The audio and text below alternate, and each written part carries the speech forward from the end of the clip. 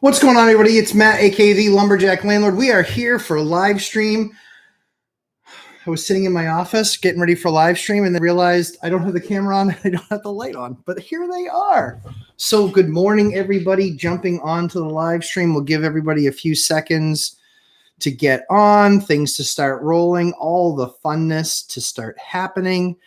And yeah, as always on Sundays, my amazing guys, my crews are always working. They're fantastic. They're absolutely a huge part of my success. And so you will see me pick up my phone. You will see me answer questions. You will see me need to take a look away and make sure that something is being taken care of. And that's the thing. I will have to be as dynamic as I possibly can, bouncing between my phone and the screen. The good news is they don't ask me a ton of questions because they are pros and know what they're doing. So that being said, let's talk about this week. So over this last week, I actually did acquire a new deal, and I haven't talked a lot about it yet, but it's something that Mike and I had done a video on Friday about. What we discussed on Friday on that video was really understanding your market, understanding what the opportunities are in your market, but also as you guys, as investors, start to pour more into, looking and getting off market deals, talking to wholesalers and talking to agents and letting them know essentially what their buy box is. Like Mike likes to talk about, one rental at a time, Mike Zuber. One of the things that people have to consider and really have to be looking at is, as you're understanding your market, you then know what your buy box is. You then know what you're looking at. And the key to that is that when you get the opportunity at a deal first, you can quickly disqualify that deal and say, nope, that deal's not for me, not worth it. Or, yeah, that deal's a strong deal. That's worth it for me. So the reason I wanted to bring that up, and the reason why we did that topic actually on Friday, was because just such a deal happened for me. And that deal was, somebody had contacted me. This was somebody that I had never heard of or done work with or anything of the sort. And it was somebody that knew me through his girlfriend actually being one of my tenants. And so what was amazing about it is just kind of how it all unfolded. He said, yeah, we're considering we might do the project ourselves. We might not do the project. But what was really interesting is, the deal came to me, right? So that's because he knew that I was an investor. He knew the quality of my product because his girlfriend lived in it, and he's been over the house, I'm sure, a number of times. And so he knew that I potentially was somebody that might be able to do business with him. So what was really interesting about the deal is I walked the deal, and to me, in having that conversation with the wholesaler and them saying, you know what, we, we might decide to do this deal. We might not. And I said, that's fine either way. I said, let me walk it. And I said, and then we'll see what we can do from there. So I walked the property, and here's basically what the breakdown was, it's two buildings. They're two separate deeds. And with those two buildings that are two separate deeds, one of them is a 5-unit, which is 3 commercial on the first level and 2 residential on the second level, 1 bedrooms. And then there's another building right next door to it that actually shares like this walkway deck. And it is a 4-unit. It's a 4-unit, all 1-bedroom units. The amazing thing is that this building is downtown. There is brand new construction right next to it, and 1 block away that is like the best in the city. It's the best. It's also by 40% the most expensive. So what was really interesting is I walked this deal understanding exactly what this deal could be based on knowing my market. I knew what the surrounding buildings were. I knew what their surrounding rents were. But even if I didn't, that was something that I could very easily, once I got the address, I could look up and see the buildings next door. Are they residential? What are their going rates? I could look at the one that's a block away and look up what their going rates are. Guys, this is the homework part. Once you get into a deal, if you know your market, which I did, I knew the area, which is fantastic. But I was able to dive deeper. Easy for me to say on a Sunday, but it was me diving deeper into that deal that then really convinced me of what the number was for that building. And I then just worked backwards.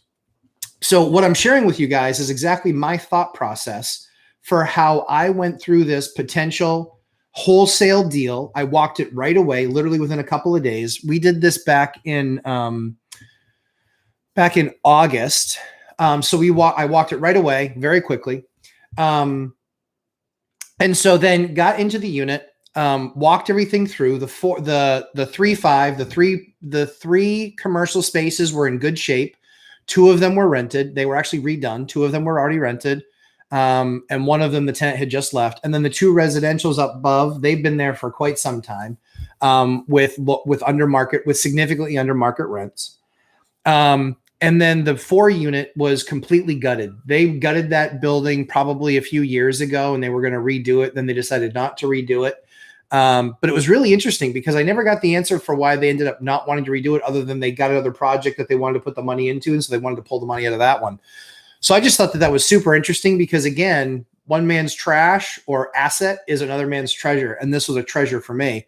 So I walk the property and I do the math and I figure, okay, 9 units in my market, conservatively, this is worth between 1.1 million on the higher side for 9 units in my market. And that kind of a split, it's worth probably $1.3 million. So it's a pretty big range. I thought, so if the appraisal came in higher than expected, 1.2 to 1.3, if it came in about what was expected, was between 1.1 and 1.2. So go through the entire project, take a look at all the things that are needed. Now, again, the commercial side completely done, all set, ready to go, sided, the whole 9 yards. The only thing it really needs, and it doesn't need it right now, but it will need a roof in probably 7 to 10 years. And yes, it's like your mechanic telling you your car needs brakes in 3,000 miles. They have no clue. No clue. Because if you drive bumper to bumper every single day and you only drive 10 miles to work, then there's no way you're going to need them in 3,000. You're probably going to need them in 2. So that's a sliding scale. But just looking at the roof, looking at the condition of the roof, generally speaking, it's probably going to be a 7 to 10 year in the 7 to 10 years, I'm going to need to replace it because just based on the current condition and about when it was installed. So the other building that was completely gutted, that needs a roof. It needs siding. It needs windows. It needs all electrical, all plumbing redone. And so we're going to truly go in there, and that's going to be a start to finish, bones out redo. So we'll actually be cataloging that. You guys will see the entire process of that project. I want you guys to be able to ask questions. You'll see all the material we use. We'll see the design that we use. I'm actually, because of my daughter's chemo, so we're under quarantine because of her chemo, because she can get sick with really anything. So we're not going out to that site for right now. However, with some of my, we always talk about your network being your net worth. With some of my contacts, I just have some guys that are go in there, walk through it, and basically give me some schematics of what exactly are some floor plans and things like that of what exactly we're looking at. So we can then figure out, so I can then do my design and figure out what I'm going to do as far as layouts and things like that. But it's going to be 4 1-bedroom units. So when it was all said and done, the point that I was getting to when it was all said and done is I'm thinking that this is between $1.2 million and $1.3 million done, maybe on the higher side, and a 1.1 to 1.2 on the kind of mid-tier side, kind of where I expected it to come in. It's tough for appraisers to do an as complete, because you're doing something called a pro forma when it comes to your rents, which is it's just your best case. It's just your guess of what you think you're going to get for rents, right? So an appraiser has to look at that and say, all right, so I'm looking at this. He thinks he's going to get $1,600. I think he's probably going to get $1,400 or $1,500 or $1,800 or whatever, but this guy thinks he's going to get $1,600 a unit. The thing about it is that I think I can get a lot more. But for me, I'd rather be conservative. It's fine if the appraisal comes in a little bit lower. It's not going to upset the apple cart. But long story short is the appraisal came in at just under $1.1 million. Now, here's the magic. And here's what we talk about when we talk about knowing our markets, when we talk about understanding rehab costs, when we talk about all of these different pieces. So if we look at all the different pieces that we have with this project, I found out that the wholesaler bought it for $575,000. Congratulations to him. Absolute home run. I wish I were that guy. Wish I would have found the deal. Wish I could have done it for 575. Awesome. Congrats to him. He absolutely crushed it. Absolutely crushed it. Awesome for him. So what did that mean for me? That meant for me that he had room in the deal, that I had room in the deal. And so I wanted to completely blow him out of the water. I wanted to completely just bowl him over and say, here's what we're going to do. I will give you $50,000 for that contract. 50 grand. Yep. I walked the property. I said, I'll give you $50,000 for the contract. He was shocked and was like, really? I said, yeah, because here's the way I see it. Now, we're having the conversation. He's already told me that he might want to redo the project himself. I know that they're a newer, smaller firm. I know that cash is king. I know that getting good lending right now can be somewhat difficult, especially when you're new and you don't have a track record. And that's something a lot of people will encounter. So we're having the conversation. We're going through it. And I said, you know what? At the end of the day, I believe that your best fit is doing the deal with me. I said, I think that's your best fit. I said, your best fit is doing the deal with me. If you do the deal with me, you get a $50,000 fee. You can go do whatever you want with that $50,000 fee and put it towards the next project and not have to rely so much on lending. And that's tough for entities right now, not for individuals, but for entities.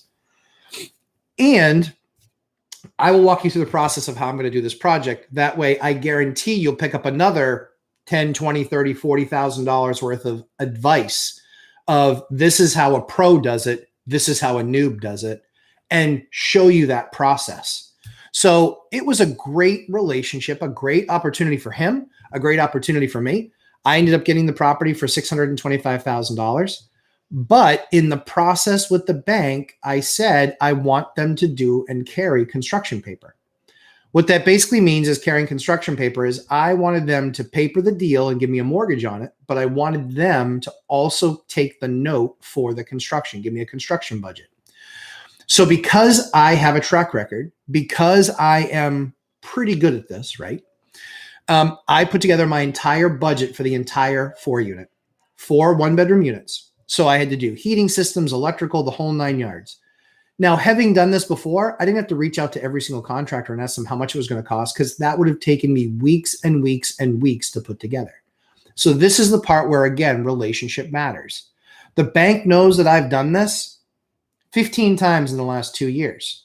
So I have some numbers to pull from where I'm going to certainly be in the ballpark. I was able to put it together, an Excel spreadsheet, forward that on to my bank and say, this is what the construction budget is. They take that construction budget and they use an outsourced company that actually will go and check up on the steps of the construction project to then pay back and to then basically release funds to me based on the progress of the project. So those companies, they actually took that budget and they then walked the building. They go, yeah, we believe that this building can get done for that price. So my price was $175,000 with, I believe we do a 10% contingency. So another 17.5. I think we might've done slightly less and just made it like an even 190. We might've even rolled up to 200, but let's just say we went to 200 for giggles. We're at 200. So I paid $625. I was able to roll in that $50,000 fee at time of closing. So at time of closing, that was paid out. I didn't have to pay that beforehand. At time of closing, that was paid out. So they were just a line item on what's called the ULTA statement. The ULTA statement's the statement that you get when you actually close on a property. But this ULTA statement, they were just a line item on there. So they got paid out of the proceeds just like the brokers do, right? So the brokers get paid out of the proceeds. This firm got paid out of the proceeds. In fact, in this particular case, so he didn't represent as a broker. I'm trying to think if the other side got a fee. I don't know if the other side got a fee because they owned other properties and had somebody in the mix on this project. But what ended up being very cool is 625 was my number. 825 was my all-in number, and the building appraised for as complete, not current state, but as complete. And the as complete comes from, we give all of our construction plans and all of our numbers to the appraiser and say, or excuse me, we don't give them our numbers. We give them all of what the layouts are going to be in the rents. So we don't give them the construction numbers. We give them the other stuff. Because quite frankly, it doesn't matter how much it costs me to get it to the state that I'm going to get it in. The thing that only matters is once I have it in that state, what's it actually worth? So what it was actually worth in their eyes is just under 1.1 million. So here's where the beauty of the math comes in. Now I've got a property that, as the appraiser says, is worth 1.1 million. I now have 625 plus my $200,000 of construction in the deal. Call it 200, so it's 825. So I have already made $275,000 of equity on this deal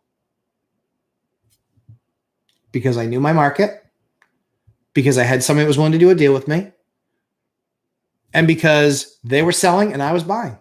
And I know what my rents are. I know what my construction costs are going to be. For me, this is an absolute grand slam. This is an absolute crusher of a deal. And quite frankly, I think it's going to be worth a lot more than 1.1 when I'm done. Not just because everything's going up, but because I think when the quality is seen and when I get the units rented, I'm going to reach for the stars on the numbers. 1 bedrooms in the building next door to me, 1 bedrooms are renting for $2,100 a piece. I conservatively put $1,600. The quality of product next door is not $500 a month better. It's not even close. My quality is actually higher than theirs because I'm going to use high-end custom cabinet, and I'm going to use marble, and we'll use actually Marty, the flooring guy. We'll use Marty's products in there if for the areas that we can't, restore the barn board floors because they just look absolutely killer, and it's just such a special touch. So huge, huge, huge, huge opportunity, guys. Huge opportunity. I mean, just off the charts. So now let's revisit. So 825 is my all in. 1.1 is what it's worth. I create $275,000 of equity, allegedly, but likely far more. Most importantly is what my cash flow is going to be. My cash flow is going to be probably about $13,000 a month gross on this building. Probably about 13 gross. If I'm at 13 gross, my monthly nut, I believe all in with taxes, insurance, everything, I believe is going to be right around 6. This building will make $7,000 a month net. $7,000 a month net. Golly, I wish I had 10 more of these. Like $7,000 a month net. Now, that is never going to happen on a property that's as is. That's never going to happen on a property that is rent ready with tenants already in it, right? There's no way that somebody is selling a building and getting a note and allowing somebody to get a note on it that's going to allow them that type of return on cash. So I'm going to be, so 6,000, so $7,000 a month is about what I'll be making on this building. So 84, and that's net. We're not playing gross here. That's 7,000's net. So that 7,000 net, $84,000 a year off the top of my head, but 84 grand a year. And if we're at 84 grand a year, guys, what's that return on my let's see, what did I have out of pocket? So when you do a construction deal, it's 20, for me, it was 25%. Let me just look at it real quick. It was 25% of the, so it was 825. I think it was a little over 200,000. 825 times 0.25. Yeah, it's 206,000. So $206,000 is what I have into this deal. And I'm going to be making $84,000 a year on this building and have $275,000 of equity. These numbers are ridiculous, right? Like these numbers are insane. So we're talking $825,000 into the building. It's worth at least $1.1 million. That's what it appraised for. But that's, again, this will be a commercial property. So the rents will largely drive what that new number is going to be. And that means we're going to be in the 1.3s or the 1.4s, but I won't even sell it because it's such an awesome, unbelievable location. So I'll be making $7,000 a month after expenses, $84,000 a year on a $270,000 investment. Yeah, that's right. That's 40%. 40%, 40% return on capital, 40% 1 year. Now, you'll never find a deal like that when you are looking for tenants to be in there, it already up and running and no work needing to be done. That's why I do what I do. I look for the crap. I look for the stuff that needs to be completely ripped and gutted. I look for, and in the beginning, I looked for lipstick projects, ones that had nasty carpet, ugly paint on walls, bad trim, ugly doors, ugly kitchens, those sorts of things. Those are the types of deals that I got into in the very beginning because that's how I created these crazy returns. The returns can't happen on that level because no landlord would ever sell that deal. Why would anybody sell a deal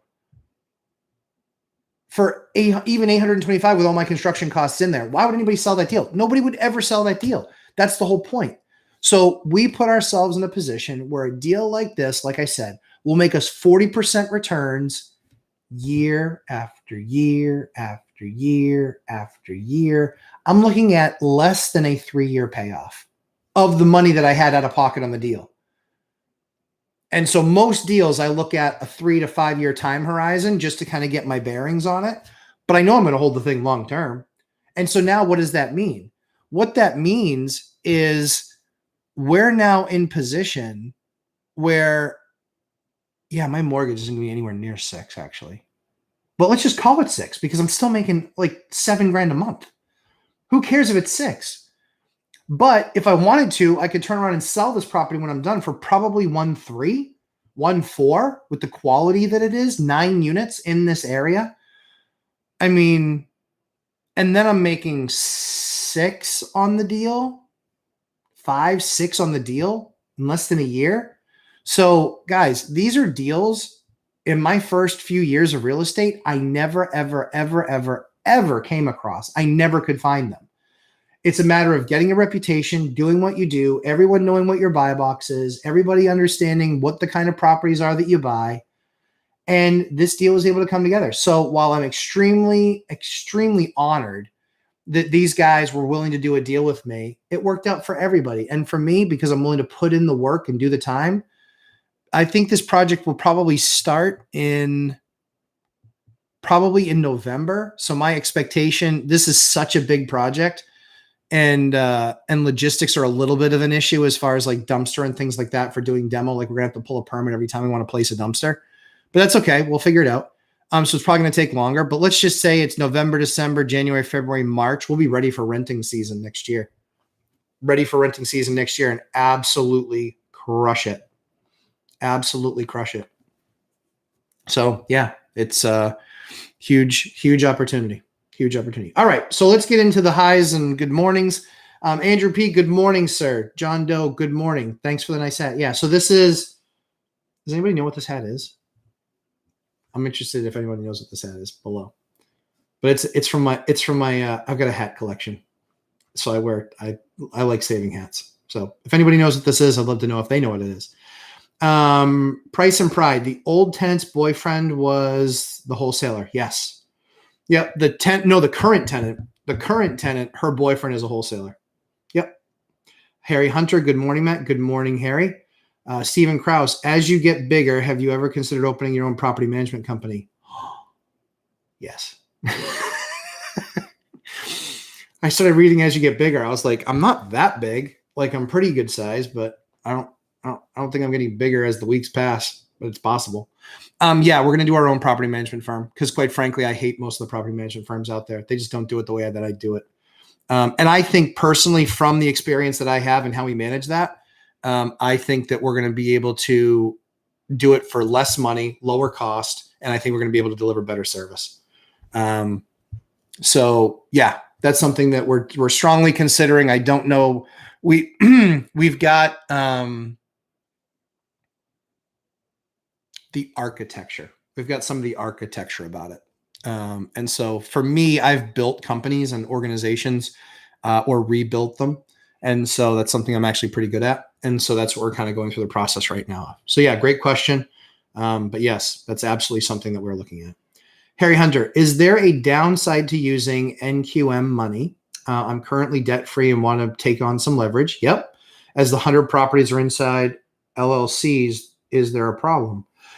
So Harry, congratulations on 100 properties, my man. That's awesome. We're nowhere near that. We have about 90-ish doors and about 32 properties, 33 properties. So congratulations to you, Harry. There is not. In the work that I've done so far, now Mike has done more work with non-QMs than I have. I have talked at length with Steve Dow from Velocity Mortgage.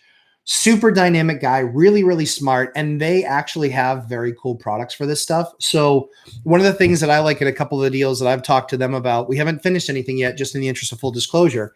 But so far, one of the things I really like about that is that we're actually looking at levering up properties that are owned outright, completely free and clear, much like what you're talking about.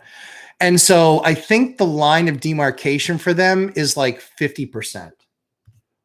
50% is what I've seen with them so far. So even if you still want to grow and you're 100 properties, yeah, NQM is fantastic. I haven't seen any downside to it. They have some other cool stuff too, where it's like interest only for 10 years, and then you can not have to refi the loan, and then obviously your payment adjusts upward because now you're doing, but it adjusts upward based on the fact that you were 10 years of interest only. But that's not a new loan. They let you stay in the same loan, let you stay in the same rate. It's just the other monies then get spread over that final 20 years. So yeah, so I don't see any downside of the NQM side, the non-QM side. The only downside that I see is rate. It's the only downside I see. So cleaner process, faster process, different qualification perspective. I'd be interested to know what a small local bank would do for you. Because I think the small local banks, their charters are to be in the community, for the community, and of the community. So that being their charter, my particular personal feeling is they need to put money in the market. They need to put money in the market that they're in. And so I don't know that for me, it would be a guarantee NQM, non-QM deal. For me, it would be at least having the conversation with a local bank and saying, hey, I want to lever up these 10 properties or whatever, and I'm looking for a portfolio loan all at once. I had a friend that did that. They took all of their properties like probably 5 years ago and made them all interest only. And they took out just a massive loan against what was left in their portfolio that hadn't been touched dollars wise. And then they just paid that interest rate. So the good thing is that created a ton of profit for them, right? The problem is it created a ton of profit for them, and that ton of profit then gets taxed. So for me, I want to show on paper that I'm profitable, that I can still make money because the bank needs to see that you can make money. But I also don't want to be so unlevered, because even if the market adjusts down 30%, I still have equity in all of my properties. Every single one of them, I still have equity, even if the market adjusts down 30%. 50%, I don't have equity in. I don't have equity in a ton of, maybe half. And then I own, 3 or 4 buildings outright. So hopefully that answers your question. And LLCs, they didn't. I don't know about the LLC piece. I know about the trust piece because we have our stuff in trust. And so for us, for us being a trust, there was no issue. And I don't think LLCs are an issue, but for us in a trust, no issue. Mia St. John, good morning. Good morning, Mia. Jeremy Kirkwood, looked into the cabinet warranty. It does not cover accidents or normal wear and tear. You were right. Thank you, Jeremy. I really appreciate you getting back to me with this. Buying a triplex this week. Awesome. 2 singles and a duplex, 1 building. Oh, so very cool. Rents at $1,650, $100K. Woo! All right. That is a nice deal, my friend. Good job, Jeremy. Wow, that is awesome. Jeremy, on the cabinet stuff below, so knowing what you know now about that warranty, would you do it again? That's the follow-up question I have for you. But that's very interesting. See, that's the stuff that I hate that's just so shady, is that when people are buying that stuff, admittedly, and this isn't a slam on Jeremy at all, you don't know what questions to ask. You don't know what questions to ask, but the devil's in the details. They found a way to make money from it, and it's usually by screwing you over. That's the way almost all of those warranties work. They're just complete shady garbage, is my feeling on most of those warranties. I still have yet to find one that worked in my favor, ever. They just never work in my favor, which means that there clearly there's math on their side that they're doing to take a look at, the different pieces of that to make sure that they make money. Raska. That's good. All right. Karen Molnar. Matt, tell us about your specific market. What are the largest economic drivers? Who are your tenants? 2,100 for a one bedroom. That is an excellent question, Karen. So, specific drivers for my market are that at that number for that quality of product, right? So that quality of product is for buildings that were built in the last 2 or 3 years. They are large multifamilies, some of the largest in our city. Our city is about 30,000 people. It is, let me think here. So there has been a ton of growth. We've been the fastest growing city in New Hampshire 3 years in a row. We're about to hit it I think we're hit it for a fourth year in a row. We might even be looking at 5, but it's been 3 or 4 years in a row. We are extremely geographically desirable. So we are, most of the city is within 10 minutes of what's called Route 16, which is the major route that continues off of 95, where 95 splits and goes into Maine. 16 splits and goes this way. We are literally the next town. We are the first town on Route 16. So we have access to Maine in 5 minutes. So I can get to South Berwick, Kittery, Elliott. I can get to all those towns within 10 minutes in Maine. North Berwick, all of those over there. I can get to Portland in 45 minutes. I can get to Boston in just about an hour, 50, about 55 minutes. I can get to Manchester in about an hour. And the other thing too is that Portsmouth, which has its own major economic drivers, they have a massive shortage in housing, and their pricing, believe it or not, for a one bedroom in a newer building can be $2,500 to $3,000 a month in some of the buildings down there. So it's not necessarily, and a lot of people think, while it must be some rich millennials, it's not ones, it's twos, it's couples. Couples are getting into renting these things. And so, $2,000, $2,500. Yeah. Could they buy a house? Yeah. But they're living the payment life. That's what they're doing. That's what these people that want to live in these, high density areas are. And again, if you do the math, a couple $1,000 a month, so $24,000 a year, maybe $30,000 a year. In Portsmouth, there's plenty of people that make $100,000 a year. So that's something that's very doable at that price tag. But yeah, as we see that stuff continue to change, as we see that market continue to shift, the largest economic drivers are, believe it or not, that there's just a huge shortage of housing, and there's a bunch of there's financial institutions. So Liberty Mutual is a big employer here. Lincoln Financial Group. What else? The Pease Trade Port is massive. SIG Firearms. There's a bunch of companies here that wanted that kind of New Hampshire coastal East Coast presence. The thing about our state is we don't have an income tax. We also don't have a sales tax. And so during the pandemic, mass holes flooded our state. We had a bunch of people from Mass buy. I sold 3 properties. All 3 properties I sold, the total number of showings on those 3 properties in one weekend, and it wasn't the same weekend, it was over the course of a few weekends, but the total number of showings was over 100 on those 3 houses in just one weekend, just the first weekend. They were all under contract after the first weekend. And without exception, every single one of them was an out-of-state buyer. Without exception. One of them was South Boston. One of them was actually Boston. And then the other one was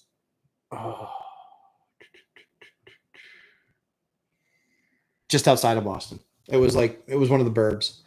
But all three of them bought from there, moved here. And in fact, one of the people that bought one of my homes, it was they were approved for $600,000 and they bought my house for $305,000.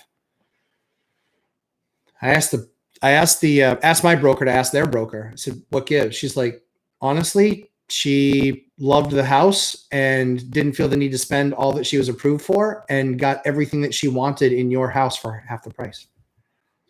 And that price of $305,000 was actually 10% over ask, a little bit more. I think we were priced at $275,000. So absolutely crazy.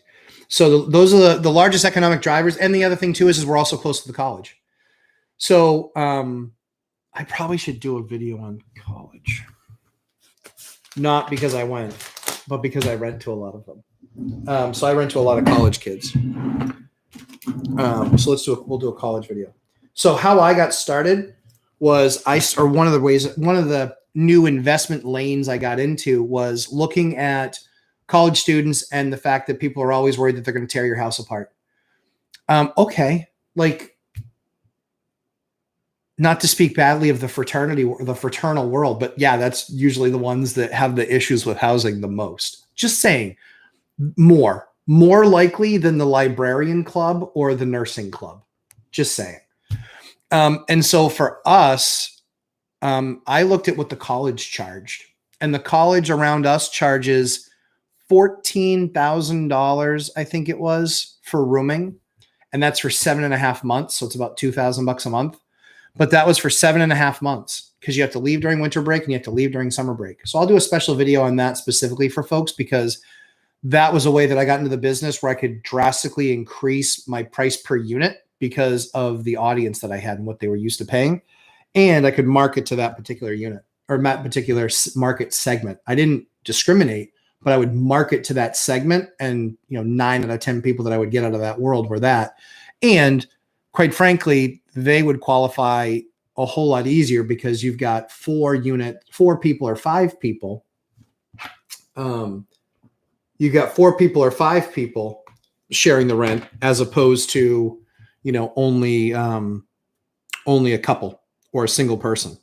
So it gives a much, much, much better opportunity to expand your horizons when you're looking at a different market like that can actually get you a different renter that can actually drastically increase the cost per bedroom or price per bedroom. I want to make sure, who are your tenants? 2,100 for 1 bedroom. So yeah, who are the tenants in the 2,100 for the 1 bedroom? So I don't have any 1 bedrooms for 2,100. That's what that building has. Their tenants are young professionals. Young professionals. Again, if you're making, $80,000 to $100,000 a year, young people in their late 20s, they'll say, what the heck? Only live once. Let's live there. And it's a beautiful building. It's absolutely gorgeous. No fault. I mean, it's an awesome, awesome building. It's perfect. It's perfectly located, smack dab in the middle of downtown. You can walk to any of the bars, walk to any of the restaurants. You can walk to the river. You can walk to any of the mills. Like, it's a killer location. I almost bought the building, truth be told. I just didn't have the same plan that they did. The original building that was there was a 44,000 square foot old brick building. I loved the building. I didn't want to see it go.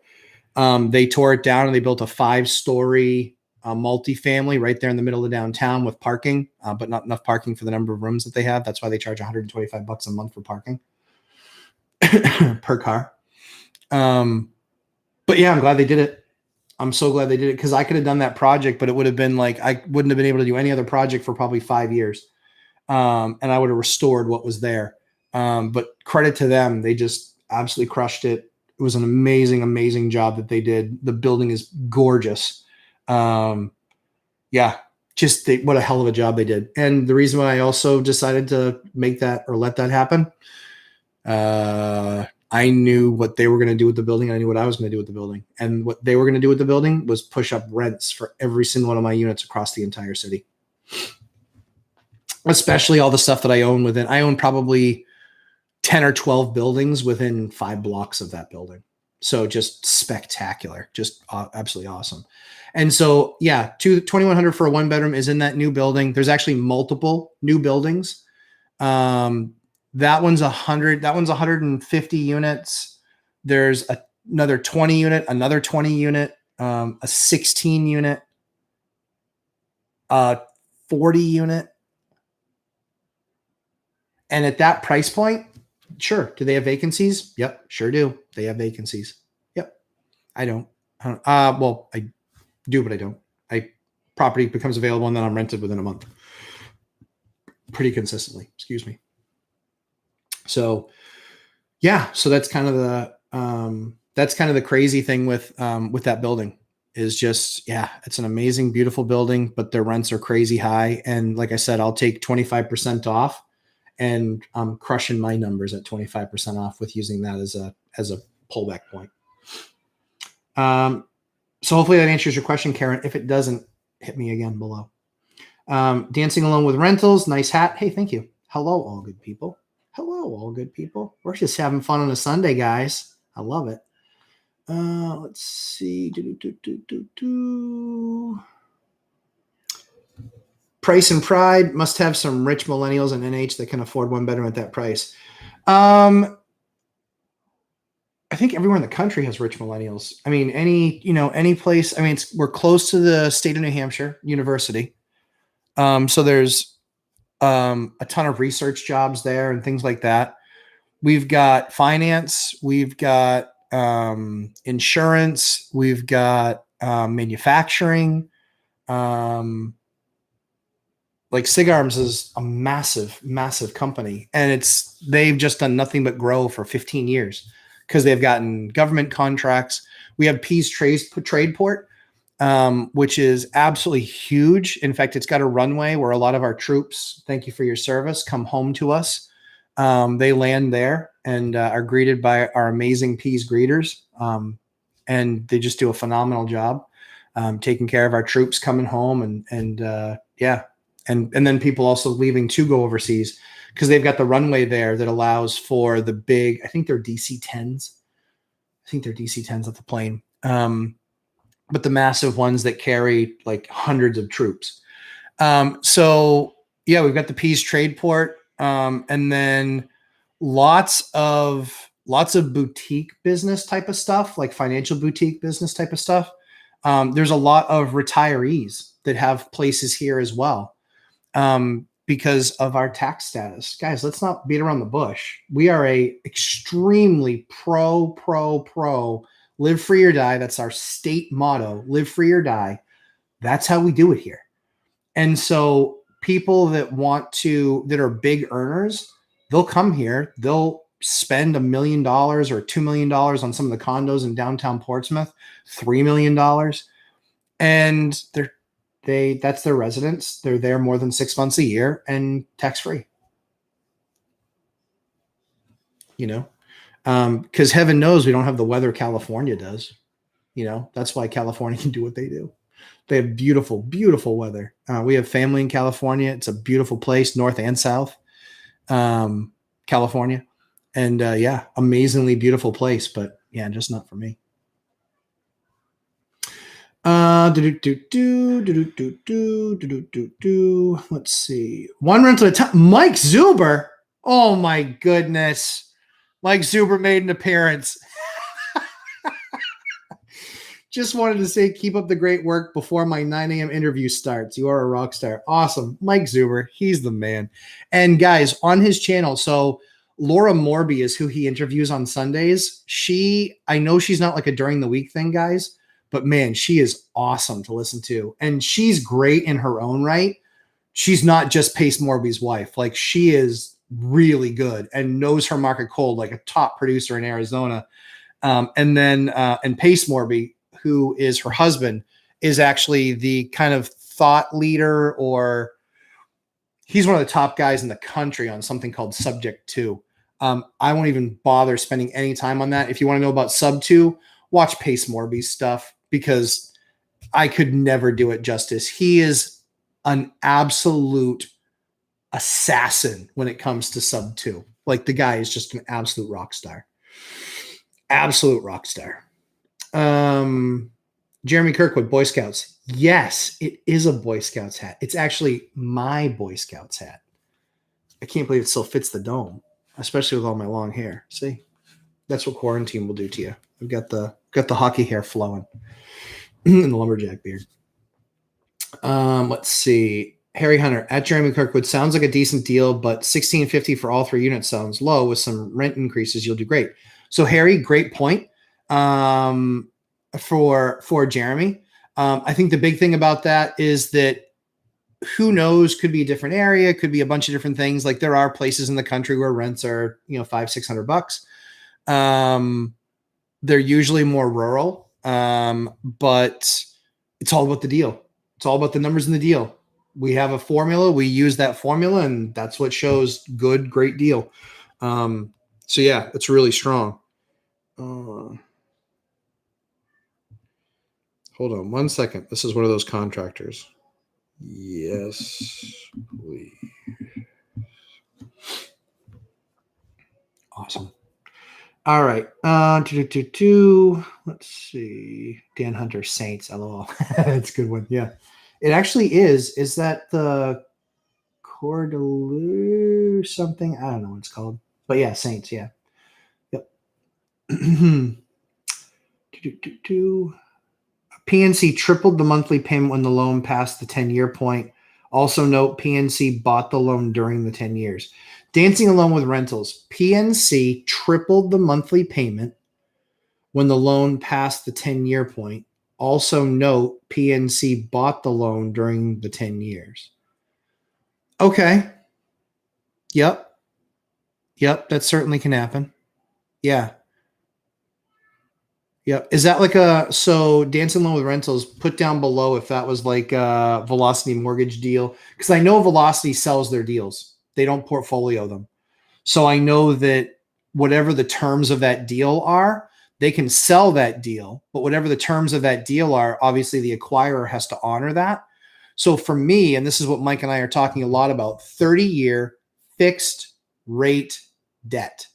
30-year fixed rate debt. Now, obviously, on some commercial stuff, I can do a deal like I did with, maybe put something together with Velocity. I don't know what that looks like yet because I haven't done it. But yeah, right now I'm not going to create a ton of exposure to non-fixed 30-year debt. But what I have done is I've moved almost my entire portfolio minus 4 buildings, maybe. So we own 3 or 4 outright. We've got 4 so we own 3 or 4 outright. So out of about 32, I think we've owned 4 outright. We owe very, very little on a couple more. And then we have probably 4 real commercial properties that I can't do anything else with. I'm going to have to, but I have actually recently refied them in the last 12 months. And I actually asked or requested of the bank that they put a no prepayment penalty, or that they put a no refi penalty in it, so long as I refi with their bank. And so I'm probably going to go through that process again in the next couple of months, because that rate still hasn't moved. I can still get 3.75 on a 5. So I'll probably look at that. In all honesty, I'll probably look at that and see if I can stick in those numbers, because I do believe Mike Zuber from One Rental at a Time is right. I do believe we're going to head for inflation. I think rates are going to go up. They're going to have to push up rates to correct the issue. And I think when they go to do that, that's when you could be looking at commercial paper again being at 6, 7, 8%. And then guess what that does? That majorly upsets the apple cart. However, if you do it right and you spend the next 5 years that you have fixed, I'm going to be aggressive in paying down some of those products. With residential stuff, as well as acquiring more residential stuff. And by the way, real quick tangent, Ken McElroy. For those of you guys who watch me and watch Mike Zuber, One Rental at a Time, what the hell? What the hell, Ken? He literally put out a video that says he's buying up a bunch of stuff. He was the one calling for a crash. He called for a 40% downturn crash. And now he's telling you that he's buying up a bunch of stuff. What's the deal, Ken? Unbelievable. Unbelievable. He pumped and dumped. He pushed it out there that it was going to crash. It was going to crash. It was going to crash. And now he's coming out with a video 9 months later or 8 months later saying he's going to buy a bunch of stuff. Dude, are you that bad? I mean, is he that bad at what he does? I can't think so. I mean, he owns like 10,000 units, multifamily, but that's a little bit gross. It'd be like me telling you what I'm doing, but then I don't buy any more property. I'm putting a deal under contract almost every 6 weeks.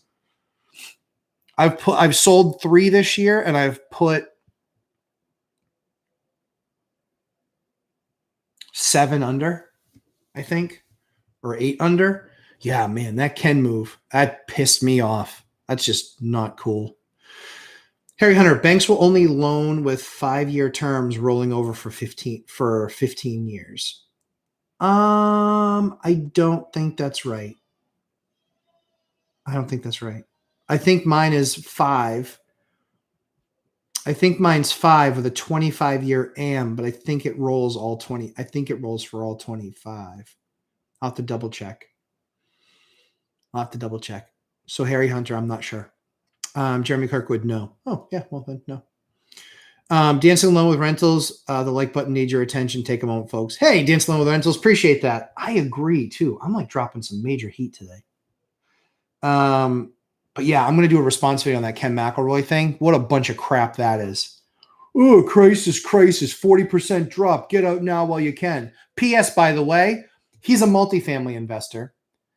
Couldn't tell you the last time he did a single family home or even a block of single family homes, which is a bunch of crap because we know they're 2 completely different markets, completely different deck structures, and completely different bank structures and competitors, the whole 9 yards.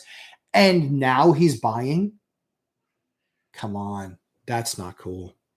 Not cool. All right, hold on 1 second, contractors. All right, just give me 1 second, guys. Got a couple updates. Thresholds are in and set. Thank you very much. We just put in some of the flooring, Marty's flooring, from American Flooring Corporation. Marty, the flooring guy. 752-212-8610. Tell him the Lumberjack Landlord sent you. 725-212-8610. American Flooring Corporation. You can look up their products online. Tell them the Lumberjack Landlord sent you. Marty is the flooring guy. He is absolutely awesome. You guys let me know the experience you had. My experience, which is all I can talk about, was absolutely spectacular. And I didn't tell him I had a YouTube channel. I didn't tell him I would send people his way. I didn't tell him any of that. This was true blue. This is what I need. When can I get it? How much is it? Great. And looking at the product, I got a sample box. Love the sample box. In fact, I have the sample box here in my desk or by my desk. This is the product. It's absolutely spectacular. Look at how thick that is. That's ridiculously thick. But this stuff is the commercial grade 9-inch wide plank. We put this stuff in. I'm doing a video this week. I just took pictures. We just brought this thing to market. It's going to blow your guys' minds when you see what this dump looked like when I bought it. And I bought it 4 weeks ago. And we scraped, painted, did all new flooring, some new appliances, new vanity, sprayed the shower, and now this thing, and redid lights. This thing looks absolutely killer. But this is the product. American Flooring Corporation, Marty the flooring guy. Tell him the Lumberjack Landlord sent you. 725-212-8610. All right, so that's good. That's good.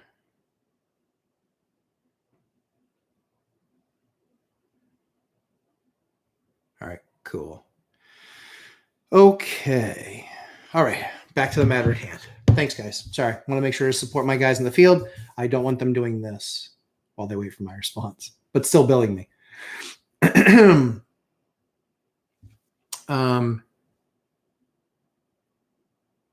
Andrew P. And here I am thinking about $1 million properties with $100 net cash flow. Yeah, dude.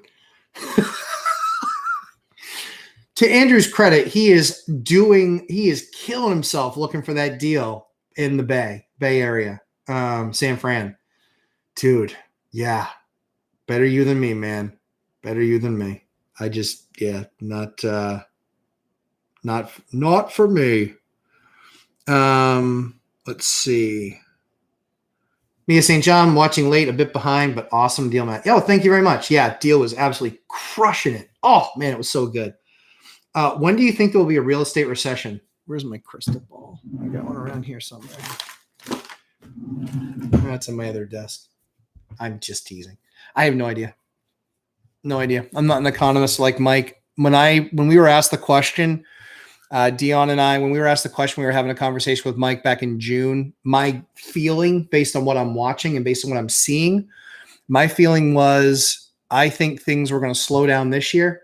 I think that they're going to do some stupid things financially. The government is, no surprise.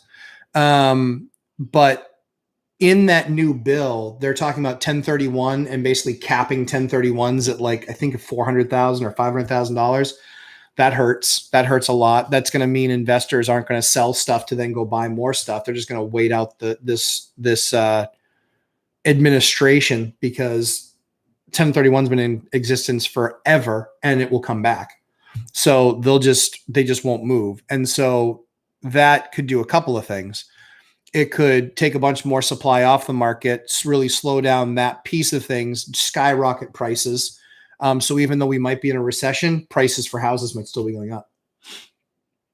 There's just too many knobs and levers to guess what's going to happen. So I believe that there's going to be a slowdown into the wintertime. I think it's going to be more market specific and not nationally. A lot of the pads and stuff that developers built out, a lot of the developers pads that developers built out when they couldn't get lumber, they're now building on them. And so I think that that's going to bring a supply back. The biggest issue is labor. And one CEO, I forget who said it, but one of the building CEOs said that the cost of lumber adjusting took $40,000 out of the price of a house.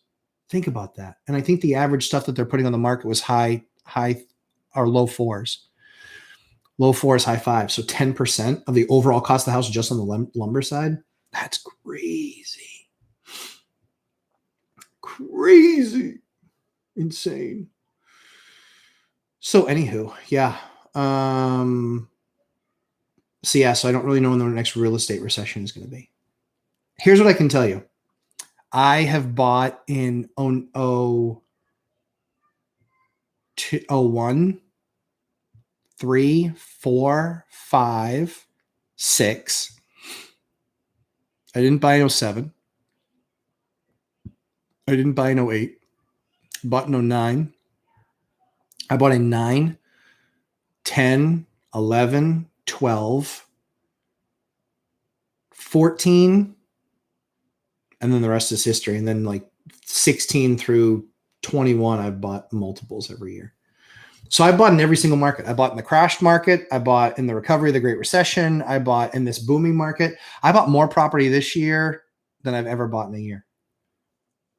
It's because the deals worked. The deals made sense. It was an amazing return on capital. But to my credit, or to the market's credit, I don't really know the best way of saying it, but the biggest difference for me was I opened up to doing a whole lot of different types of deals. I was doing off market. I was doing wholesale deals. I was doing takeover deals. I was doing MLS deals. Of the 7, one was an MLS, 2 was an MLS, 3 was an MLS, 4 was an MLS. So 4 were MLS deals. One was one was a wholesale deal. One was off market through a broker who just has an amazing network, and she's absolutely spectacular. Lady works harder than you could possibly imagine. in her 60s, and she's an absolute rock star. I love working with her. It's just so much fun. But she knows everybody, and she can put deals together very, very well with good quality buyers, with good quality sellers. And then the other one was it was an MLS deal, but well, it really wasn't an MLS deal. It was on MLS, but I got it through a wholesaler. So I'd say 2 wholesale, 1 off market. Well, so 3 off market, but one wholesale, 1 pure wholesale, 1 broker, off market deal, and then another one that went through a wholesaler but was also on MLS. I just bought it for a lot less than it was on MLS for. And that deal, by the way, is just that's gonna be a killer deal. You'll see a video on that this week too. You will see one on that this week for sure. Okay, cool. Nick, hi Lumberjack. I'm 24-year-old realtor. Awesome. Love that you're in the game, my man. I'm just guessing by your picture. So I want to follow your 4-3-2-1 strategy. However, with prices being very high due to out-of-state buyers, yeah. What do you think a native like myself should do? Stand at the border. I'm just kidding. When your fourplexes range from 800K to $1 million, that is a lot of money for first purchase. Yeah, any advice would be helpful. Yeah, so I think the 4-3-2-1 strategy works in probably 90% of markets. It's not going to work in New York City. It's not going to work in San Francisco, unless you're older and already have cash or a bunch of equity in the deal. So my recommendation would be, as far as, I would look, understanding that you're in Boise, I would look on the skirts. I would look on the skirts of Boise. I don't know Boise at all. So I don't know if the skirts are like a demilitarized zone like Mad Max. I don't know what that looks like. So I would be looking on the skirts, right? So recognizing you can't get right into Boise because you're priced out, fine. Be looking on the skirts, and then still applying the same deal logic. You know, if you're doing the 4-3-2-1 strategy, look at the same deal logic that you would with any other deal.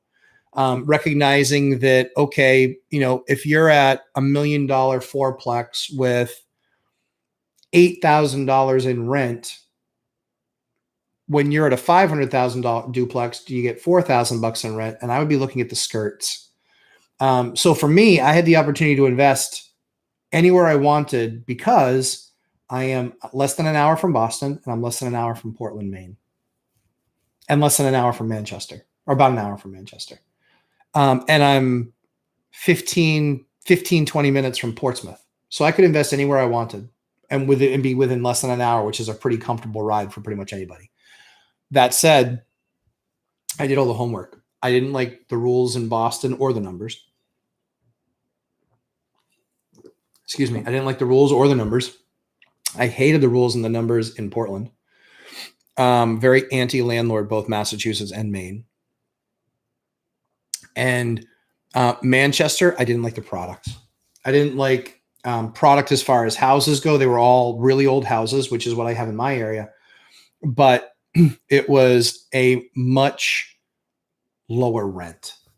And so you could buy a triplex for $300, and you would get a pretty decent return. I think so I bought in 05. I bought some, so we're, or 05, 06. I bought for 309. I put 20% down on that particular one because that one wasn't going to be an owner occ. And so that was 240. I think my mortgage was just over $2,000 a month. And I think my rents were like 2,800, 2,900. And then I had a few $100 of incidentals in there. So I think I made $500, but that was a 20% down. And so that's why when I saw that, and I saw the kind of caliber of tenant that I was consistently getting, and the house was nice, and the neighborhood was pretty good. I'd say the neighborhood was a B, a solid B. Yeah, I just didn't like it. So I would be looking on the periphery.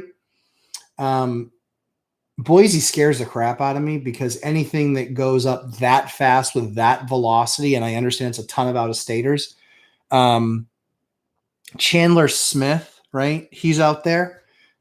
He just buys and buys and buys and buys. I hope that, I mean, I'm just scared for that guy because I don't know how leveraged he is in some of those properties, and it's gonna correct. And when it does, if it goes up that fast, like if you look at the biggest places it hit the most, like nationally, the number only went down 8.9% in the worst year when real estate retracted. It only went down 8.9% was the national.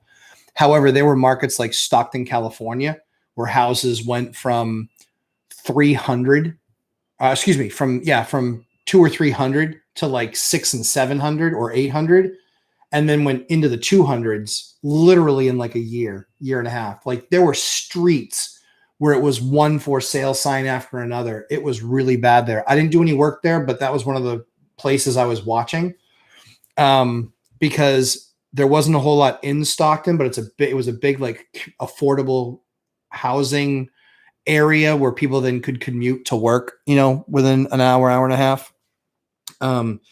So yeah, we didn't see that crazy appreciation here in New Hampshire. Our market was kind of more steady. So stuff that was, 250 over the course of that run up, or 200 over that 5 or 6 year run up, it might have gotten to 300. So it went up 50%, but it didn't go up 300%. And so for us, we were a little bit more sheltered. So yeah, Nick, my best advice to you is I would be looking on the towns in the periphery. I would not be trying to throw your hat into the ring on an $800,000 or $1 million first time purchase. That's dicey because that means you're higher rents, and usually those people can afford attorneys if there's ever something. And it's not that the one thing I learned in being a landlord and one thing in business is that just because you're right doesn't mean you can't be sued. And when you're sued, you have to fight. And even if you're right, it's still going to cost you attorney fees. And sometimes you can get those covered if it was a frivolous lawsuit, but a lot of times you can't. And that means $3,000, $4,000, $5,000, $10,000 in fees that you're just going to have to pay, which we don't want you to do. Please, I live in Raleigh, North Carolina, major universities in the area. Oh, thank you so much for your reply. Would love to see the pics of the rehab. So Karen, so sorry, let me read that whole thing out loud. I hate it when hosts do that. So Karen Molnar asks, please, I live in Raleigh, North Carolina, 3 major universities in the area. I looked at Raleigh. I wanted to invest in Raleigh. I love Raleigh. Raleigh's awesome. In fact, outside of there too, like Greensboro, High Point has some really good opportunity. That was the only market that I've actually done some pretty good research in. It was a couple of years ago, but that was the only market that I'd done some pretty good research in. And it was because, what was it? It's like NC State, UNC, because Chapel Hill. I think it was NC State, Chapel. It was a few others. But yeah, put those down below so I'm not going out of my mind going crazy. But yeah, I would love to do that video for you guys, the college housing one. That's how I absolutely rocket fueled my business, was doing that. And then for looks on the rehab, for those of you guys who didn't see it, I did an amazing video on a house that I lived in. I did it. I found it. It was a deal that I found on MLS. It had black mold. I went through the entire project. You guys see the kitchen. We did a big contest about it. As soon as these shirts come in, somebody's getting that shirt. I'll reach out to the winner. And so, because we had a guessing thing on how much the kitchen cost. But take a look at that video. That video is only about 12 to 15 minutes long, but I showed you everything I did in that property, start to finish. And that house, that's still probably right now, that's still probably my favorite house that I ever did. And I haven't done as many as Mike. Mike's done 56 flips, which kind of surprised me. He did a lot of flips for a while, which was kind of surprising. But yeah, he made a lot of money doing flips for a while. For me, I don't flip that much. I've flipped maybe, I don't flip that much. I don't, because I love doing great high quality work, and then you can't get paid for it. Marginally anyway, you can, but anyway.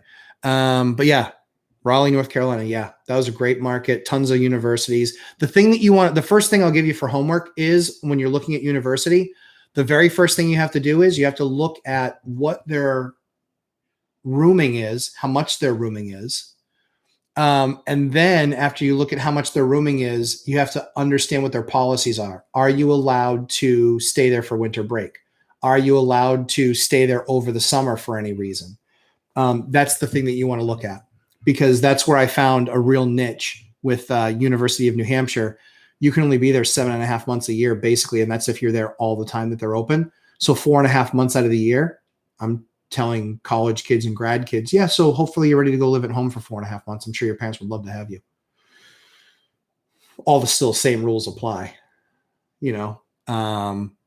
And when they could do that for literally, my places were half, because we don't rent out by the bedroom, but we would rent out to like a group of friends. And so like a 4-bedroom for us, you know, 2,500, 2,600 a month. So their share is, you know, with bills and everything included, might be $700. And at college, even if they're staying in a triple or a quad, they were going to be, or even a double, they were going to be, if they got lucky enough to have a double, it's like tiny. But that was $2,000 a month, because room was like 14 grand. So yeah. Jonathan Smith, 5 more hours to go. Oh no. Walked into the studio and I said to my wife, I go, I will not be out in 5 hours. And I wasn't saying 6. I said, I'll be back. I will be out in a couple, 2, 3. Yes, need tenant turnout to fix it up a bit. Fort Wayne. Oh, Fort Wayne, Indiana. Yeah, plan on increase of 20% at least. Yep, that's all very good. Jeremy, if you can put in the notes below, what are you doing to figure out that 20%? Why 20%? Why not 25? Why 20%? Why not 15? Yeah, love to get your answer on those. Andrew P, get those likes up, people. Yeah, thanks, guys. I appreciate that. Yeah, this stuff should be going viral, man. I mean, there's so many markets in the States. Like, it was so funny. Somebody was like, oh, I don't share local market information because I'm concerned for competition. Dude, who are you? Like, give me a break. There's like, what, 5,000 real estate markets? Like, give me a break. Who cares? I always like to say, and it's rude, but you guys know me to be rude. I always like to tell people, listen, just because I can teach you karate doesn't make you Bruce Lee. So, yeah, I'll teach anybody anything, but it doesn't make you Bruce Lee. Now, there are some people that I work with, that I've worked with in the past, that have gotten really good at it, and they're sometimes my competition in a deal. But that's fine. Whatever. I kind of know what they're doing. So that's kind of fun. Dancing Alone with Rentals. That was a reference to what you were speaking of early. Dancing Alone with Rentals. Yes. Yes, like button. Yes. Appreciate that. Yes. Often home equity lines. Oh, yeah. Yep. Often home equity lines will offer that. Yeah, sure, for sure. So the question we get a lot is home equity line or refi the property and cash out. There's no, to me, I believe there's no hard and fast answer. To me, I believe it really comes down to the person. It comes down to what your other holdings are, your comfort. Do you sleep well at night feeling like you're rolling the dice and it's a little bit risky? Yeah, like, I don't know. I don't think that there's a hard and fast rule. I know mathematically there is, but to me there isn't. And to be clear, I'm not saying I'm disagreeing with the numbers. I'm just saying you also have to account for how that's going to feel you, make you feel. Sorry.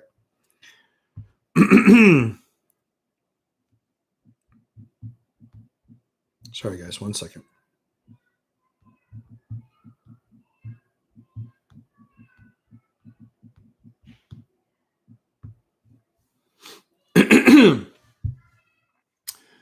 All right.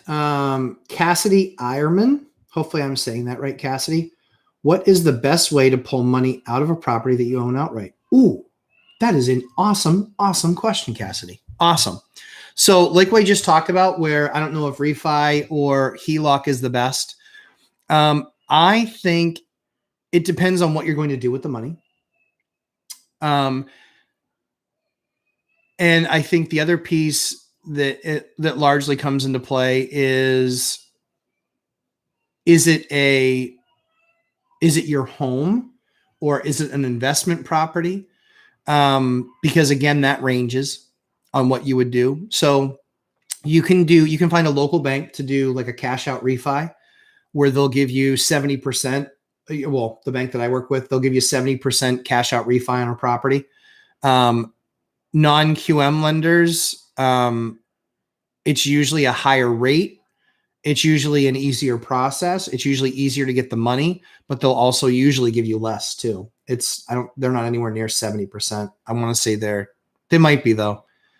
On one deal that I was just doing, it was 50%, but I don't remember if he brought that up or if I did, because I haven't done the deal yet. So I don't recall.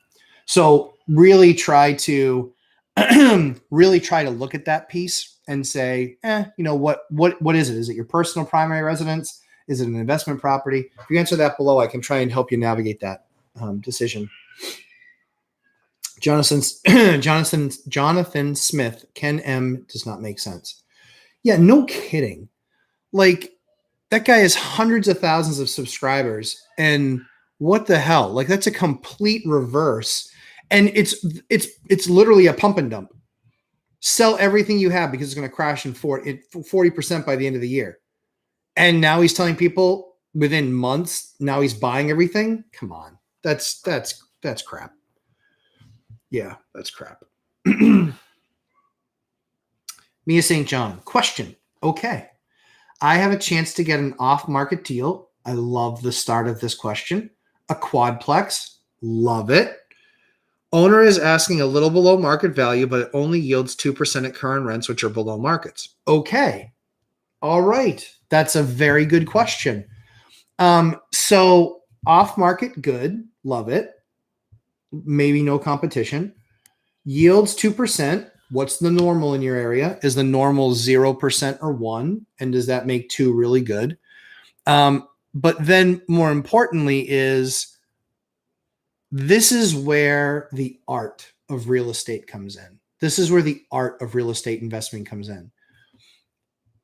The property that I just bought, actually, let's talk about another property. A property that I'm buying has a bunch of units, and there are some rents that are currently 20% under market value. Rents are 20% under market. Okay. So if rents are 20% under market, I know that it might take some time. It's going to take some upfront costs. Figure out what those costs are. What is it going to cost me to re-rent this? Am I going to re-rent it myself? Do I have to do any work in the place before I have to do that? Those are the steps that you should be taking yourself through. What do I have to do to get this thing to where it's market, or I can even get above market rent? What upgrades do I have to do? Because for me, anytime I get a unit vacant, if it hasn't had them, I do flooring.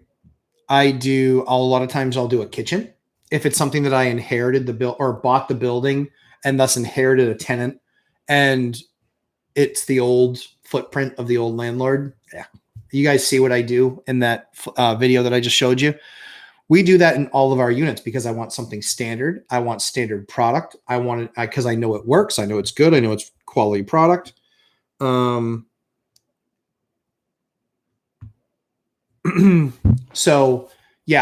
I would say if you're 2%, number one, understand your market. Where does that come into play versus what the rest of the stuff is in your market? Number one. Number two, can the guy take, or can the person take any, can the person take any of the payment? So seller financing. Can he seller finance the whole thing? Can he seller finance a part of it? Just saying, that might be pretty good. So I would look at that, and I would watch the video that Mike and I did on Friday about seller financing. So you can hear about Mike's seller financing deals and mine that I'm working on right now in the process of, where I'm basically they're going to carry a second mortgage. So that's pretty cool. Let's see, what else? So yield, look at those. And then the rents. Do you own other property in that market where you know that the rents are low? Do you think that they're low? Do you feel that they're low? Is somebody telling you that they're low? Is the seller telling you that they're low? And then I would be looking at Dion's binder strategy for raising rents. But I would do all that homework first before you contract for the house. But I would, because again, you're talking about a day or two worth of work right there, but you can get that work together, but put yourself all in trying to get that deal done. But yeah, that's what I would be looking at. That's what I'd be looking at. That those are the pieces of the deal I'd be looking at.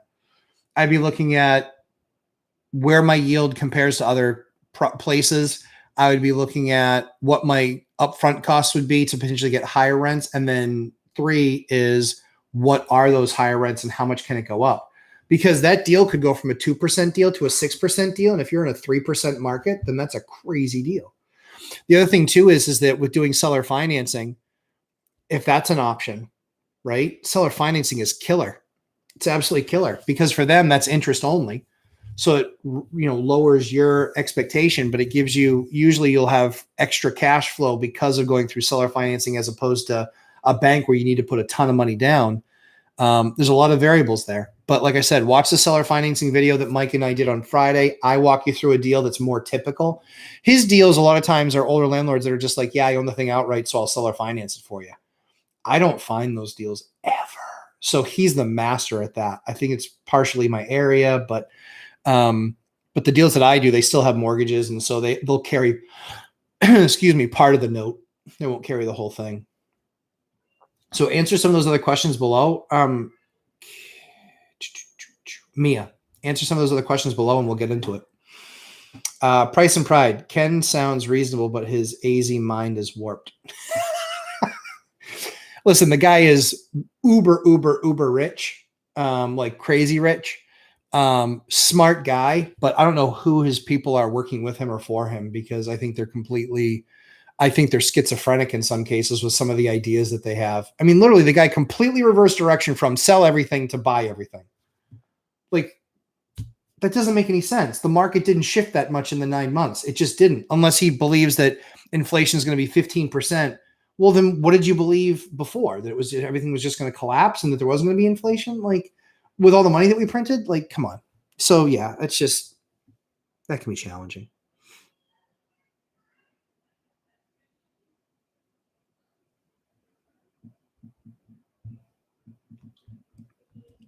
One second, guys. Switches and outlets. Cool. All right. Dancing with Angels. Look, it's Ken coming to kill me. I'm not sure I understand that, but maybe.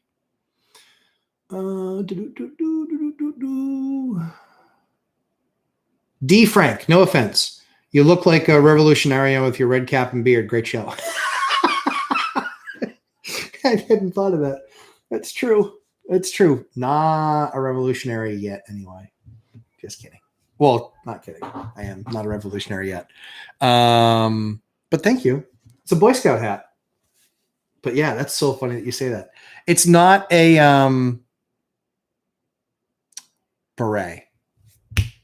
It's not a beret. If it were a beret, we'd have a different story, probably. All right.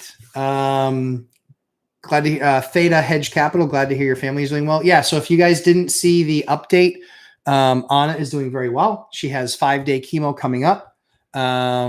That's this coming Thursday, but she's doing very well. All her scores are fantastic. Things are going great.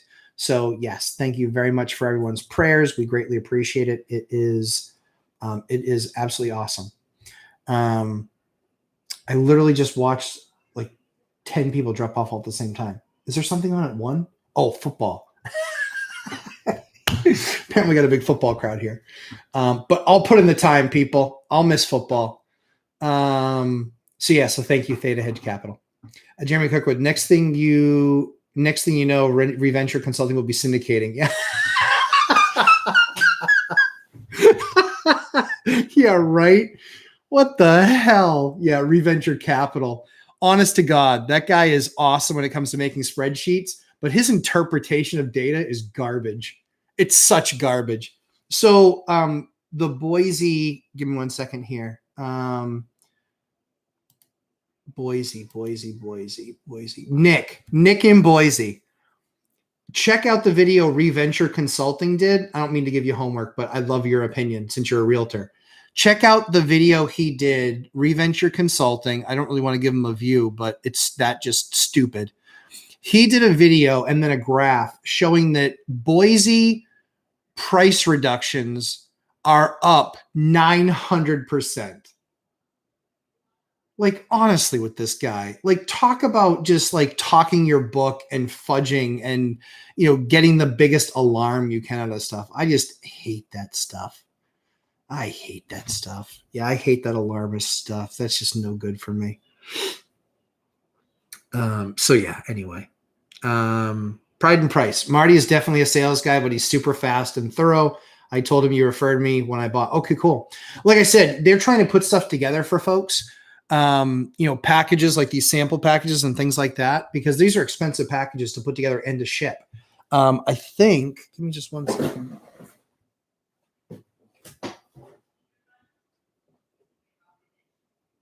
Yeah, like this box that they sent me was $20 just to ship it. And then it was another, I mean, I know they make the samples and stuff, but it's, you know, $20-30 worth of product at least. And then them having to rip up product to send that stuff. So yeah, that little care package, I freaking love it. But yeah, totally. Yeah. He's a sales guy. What would you expect? The only difference is that he's a great sales guy because he follows through and he gets it done. That's my only critique of the comment is, yeah, great sales guy, but gets it done. Karen Molnar, Duke. Yes, Duke. So Duke, their pricing has got to be outrageous for housing. Yeah, you could have a real opportunity there. Yep. You got a real opportunity there for sure. So yeah, Karen, Duke. Ooh, yeah. There's other ones too, though. What are the other ones? There's some smaller schools. There's one. So I know High Point is a little bit further away from Raleigh and Greensboro, but High Point has like High Point University. Yeah. Yep. And there was the college bought up a lot of the stuff around there. I'd be watching that. That's what I found anyway. Mia St. John, trying to watch from work, keep getting behind. To watch the full replay later. Thanks again, Matt, for all you do for us starfish. Oh, guys, happy to do it. This is a lot. I look forward to this every Sunday. So it's a lot of fun. So yeah, so Mia, you're very welcome. Thank you for saying such nice things. Jeremy Kirkwood, sizing of the units mostly 700 square feet for singles and 1,250 for the duplex. Older unit, but in up and coming area. Okay. Currently, I am basing rents on HUD. Okay, that's probably low. These are currently under HUD vouchers. Oh, okay. Very cool. All right. That's a nice wrinkle. So under HUD, Jeremy, tell me if they're leased or not. A cleanup will bring it right at Section 8. Okay. Tell me if they are under lease or not. Because I have a tip for you that will help. Let's see. Price and Pride. Sounds like McDonald's Playhouse over here. Over here? It might be. My kids are outside. Well, in the living room. My office is off the living room. And yeah, we're looking to upgrade that. Not upgrade, but change. Basilio Alcantara. Oh, Basilio, I've seen you on a few meetups and things like that. Great to speak with you again. Have you ever dealt with houses on septic tank and drain fields? Yes. I bought a great deal last year, but this house now needs a drain field fix, which is $5,000 for repair. That's actually cheap. Basilio Alcantara. And other option at the point is connecting to the cities to get rid of the septic system, which is around $10,000. Do not do that. In my opinion. Sorry. In my humble opinion. Once you connect to the city, you are on them for fees for the rest of your life. And so after you repair this for $5,000, what's the likelihood it's going to, how long does that last? 10 years, 20 years, 30 years? If you go 10, 20, 30 years, we'll do the math. $5,000 spread over 30 years, you're a few $100 a year, and so that's what I would look at. I don't like, I don't. Nope. I don't like getting into city water if I don't have to, because leach fields, septic systems, stone and pipe, all that stuff. It really depends, but if you're looking at 10 grand to connect to it or 5,000 to fix it, if you can get 20 years out of a fix when they redo it, I'd probably go that route. Expensive repairs that eats cash flow for a long time. Ouch. Yeah, for sure. Yeah, Basilio, totally get it. I'm leaning towards spending the 10K to connect to the city and be done with the issue related to the old septic and drain fields. Yeah, that $5,000, like I said, you have to understand what that actually fixes for you. Are you fixed, and you're done, or do you have to rip up and do all brand new septic within the next 5 years? Yeah, then I do the city, and then but then you're gonna have a bill for the rest of your life. Our city for right now, for most houses that we own, is probably 100, a month. So I'm $1,200 a year on most of these places for sewer. That's expensive where we are because the infrastructure is old. So for me, if the 5,000 were for a 5-year fix, yeah, I mean, I just think you run the numbers, because you're 10,000 to get it fixed, and then you're going to be a monthly bill thereafter. Evaluate it from a math perspective. That's what I would do. Evaluate it from a math perspective. Because yeah, you spend the 10, but that means you're doubling what your output is on that $5,000 project. So what fees will I be incurring if I connect to the city? Sewer fees. Sewer fees. I don't know if they have them where you are, but they have them where I am. We pay for sewer. Water, sewer. It's the second half of it. And usually what they do is the way that they figure your sewer bill is they take your water bill and they double it. That's how they do it. It's pretty damn close. They have it's like a few fractions of a penny off, so it looks different, but that's largely what they do. So if you are paying to connect, just check and see what their fees are for sewer. That's what I would do. Sorry, I shut down to see that. Yes.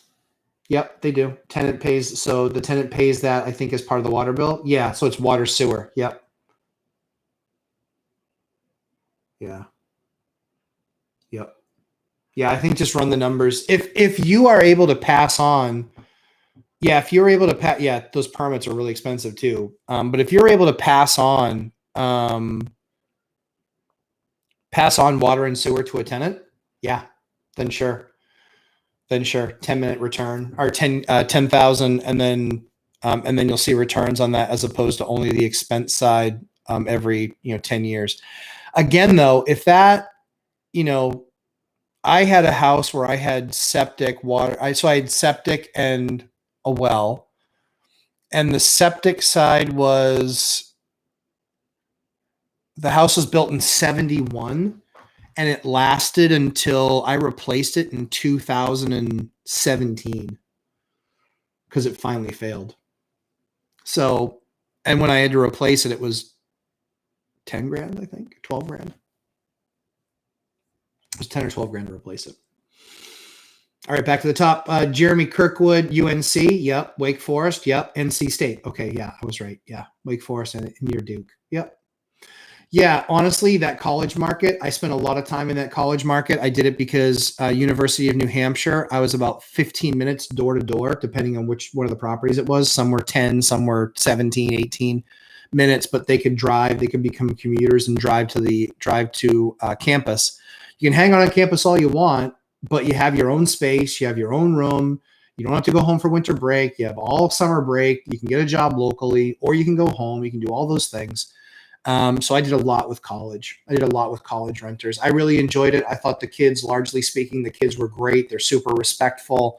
And quite frankly, there was such a draw to living off campus that, I would do showings and have groups of 4 outside my house before COVID, groups of 4 outside my house where I had lines of them, and they would just go through, and almost everybody would always want it, loved it. And so I would the only thing you can do is, hey, write me a letter and tell me why. Tell me why I should pick you. Because if all the other numbers are generally the same, it's fine. So that's it. Oh my gosh, Mike Zuber signing one rental at a time, 90 minutes and still going strong. Yeah. Yep. 94 minutes, 90 at the time, but yeah, 94 minutes still going strong. And we're not done yet, guys. We have a lot more to talk about. So yeah, thanks, Mike. He already finished with Laura Morby, but I'll watch that tonight, especially since Billions is over. So, and yeah, I watch Billions. Love the show. Jeremy Kirkwood, yeah, all leased. Okay, all leased. All right. So look at the duration, look at the expiration of the leases before you fully commit. So look at the duration, look at the expiration, then call the housing authority and ask them what their current rate is, right? What their proposed rate increase is, when that's supposed to hit, and do they have any emergency funds available because you're considering revamping the house, but then that would mean you would be letting go of the tenants. Look at that. I did that on a property where I am buying it. About four of the units are not leased that are housing, and their rents, I can give housing a 60-day notice in my state.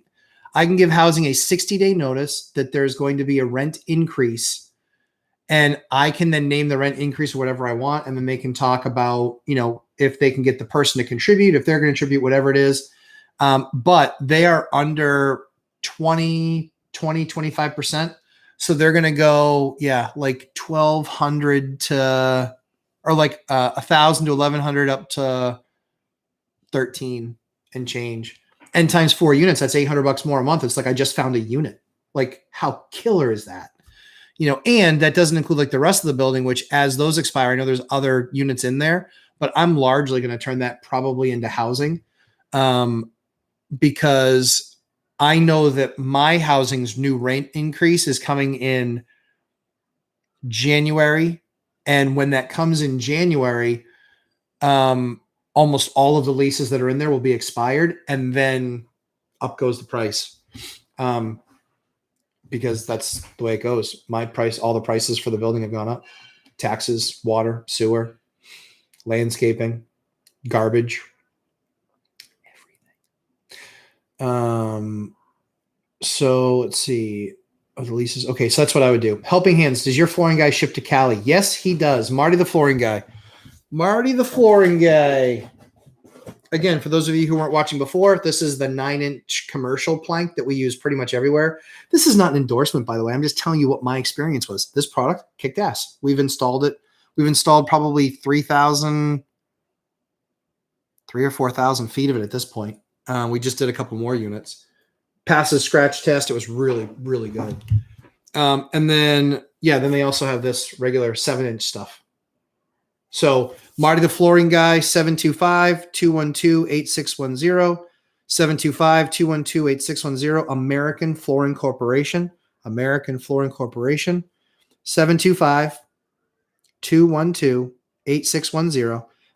Tell Marty, Lumberjack Landlord sent you. He'll take care of you, give you do a package with you potentially of sending you samples and things like that. But tell him I sent you. He's been fantastic for me so far. He's been so good.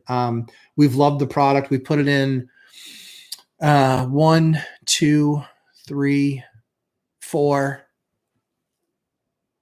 5. We put it in 5 units already. It's been really good. Yeah, very, very good. So far, so good. Yeah. Yep. So yeah, try Marty. Helping Hands. Try Marty, and then the numbers I gave you. Basilio, I already answered those. Total labor permit, $10K including all fees. Okay, yep. 1 rental at a time. Hi, you are a machine. Thanks, Mike. Yes, you're a machine. You do 5 videos a day. I just do one really, really long one every week. Actually, that's not true. We do the 3 on Tuesdays. So Mike's For those of you who don't know Mike, I know a lot of you do. Mike, one rental at a time. Phenomenal real estate investor, single family homes, but owns a ton of stuff. Massive portfolio, 187 units. I say 187 ish. We always use ish because we're always buying or selling something. But wrote an amazing book, One Rental at a Time. Sadly, I didn't find that in my journey. I didn't find it in my journey before I bought a bunch of my stuff, but I found it now recently in the last year.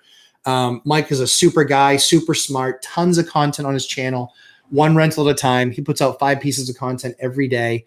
And just he's a machine, and love watching his stuff. Me as a real estate expert or elite investor, I still watch his stuff because he comes up with some new things to do, some new guides, has an amazing course. I'm actually in that course in my 4-3-2-1 multifamily strategy, how to get on the property ladder and do it with less than $50,000 for your first 4 properties. It's likely going to be less than $50,000.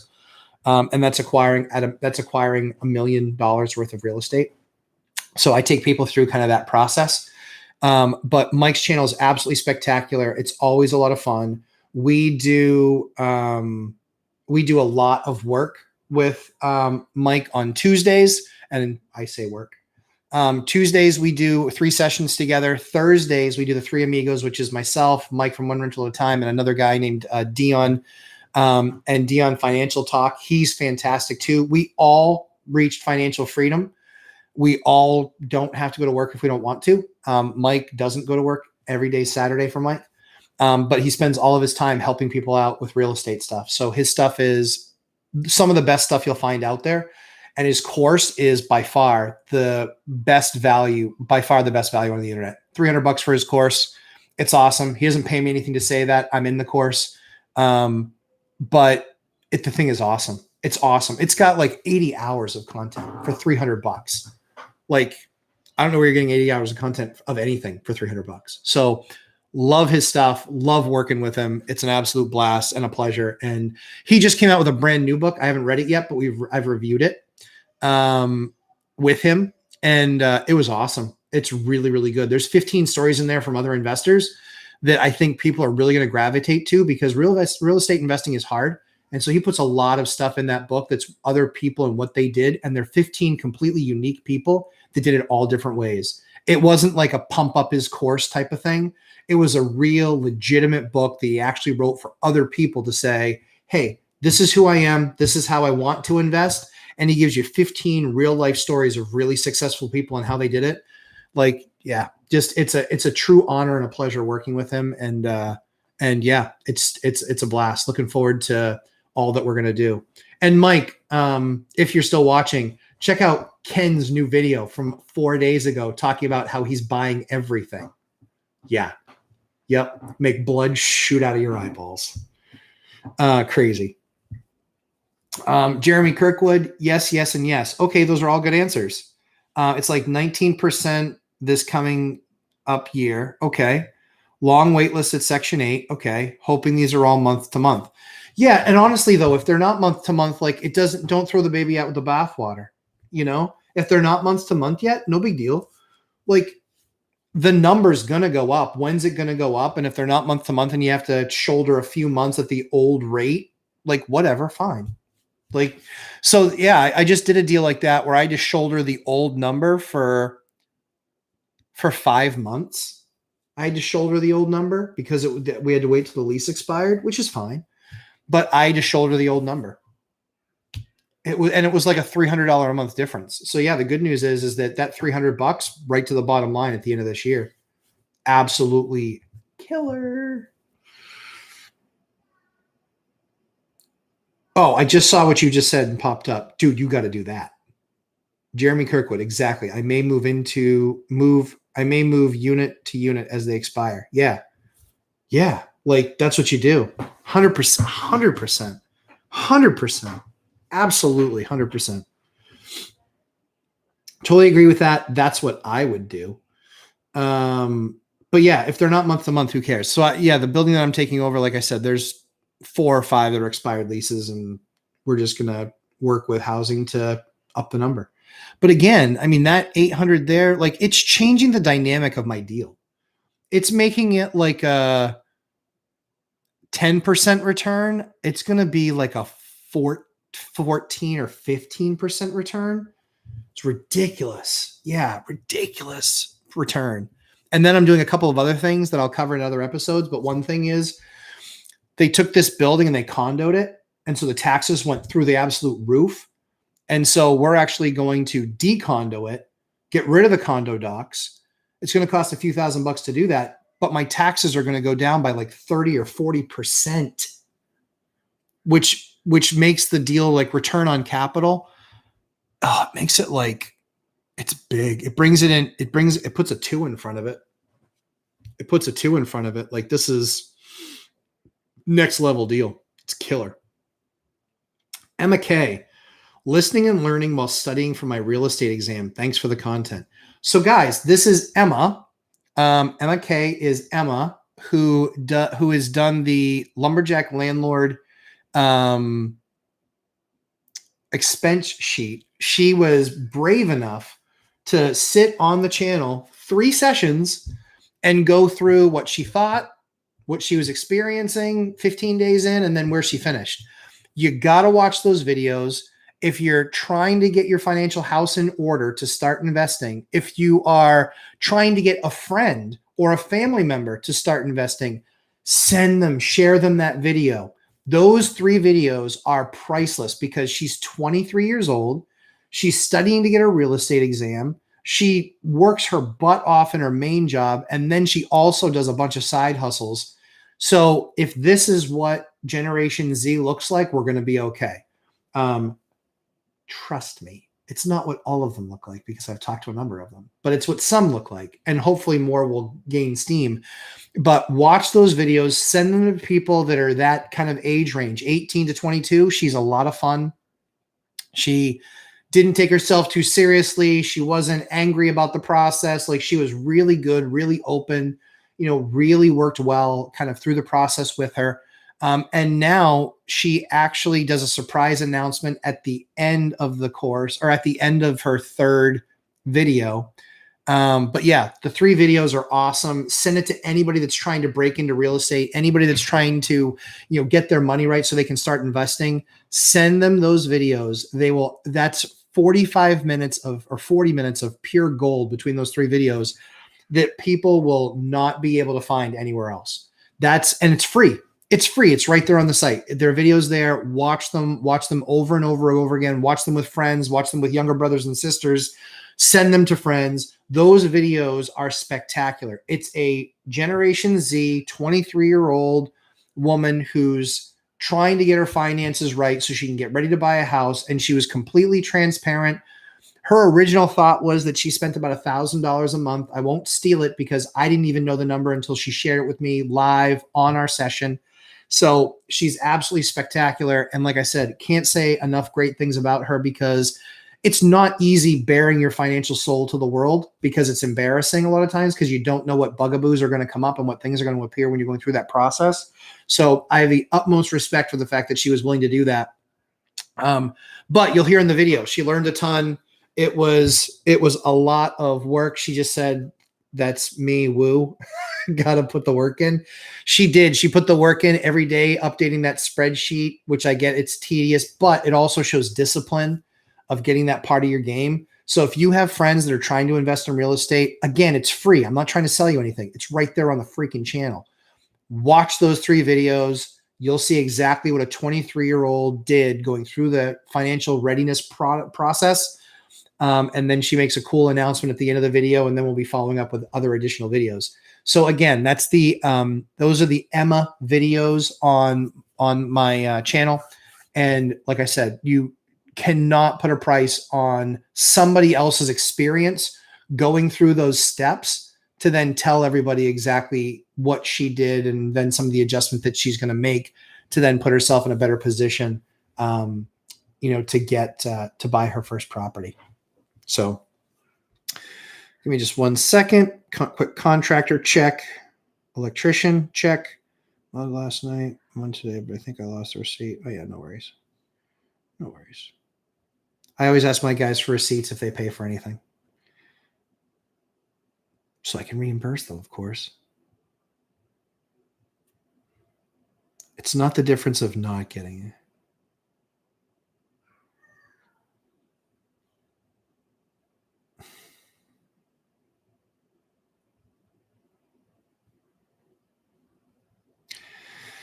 All right.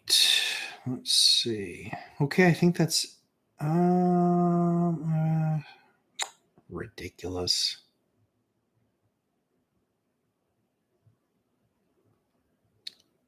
All right.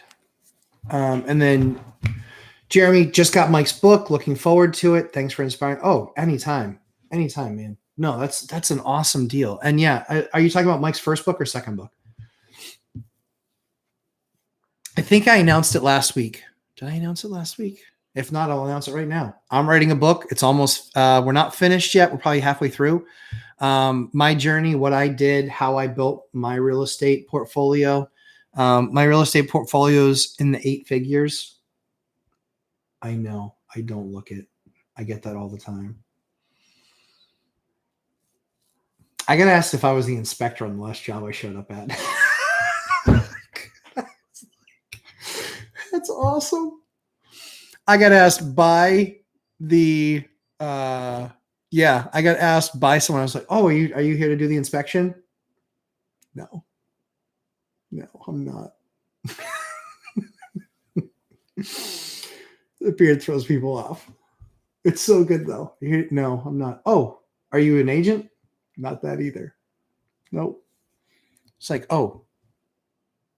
And I was like, I'm the buyer. You're out of guesses. You're out of guesses, man.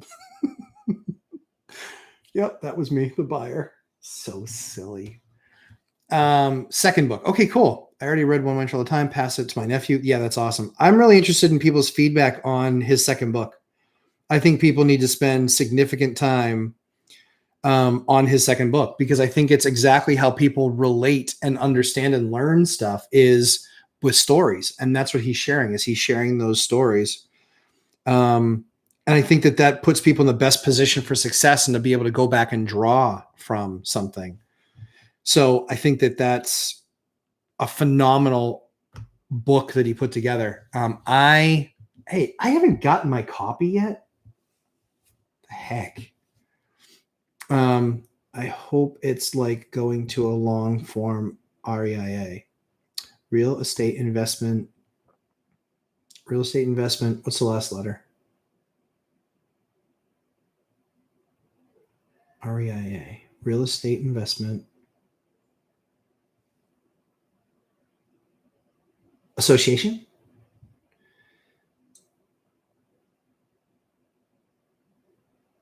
Yeah. There you go. I guessed. Good guesser.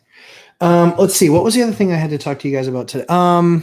What was it? Material, product. Yeah. So we got product taken care of. So what you guys can look for from me this week is I've got a lot of other stuff coming along. I've got 2-3 bedrooms that we just finished. And after we finish those 2-3 bedrooms, we've actually got another 2-bedroom unit coming up.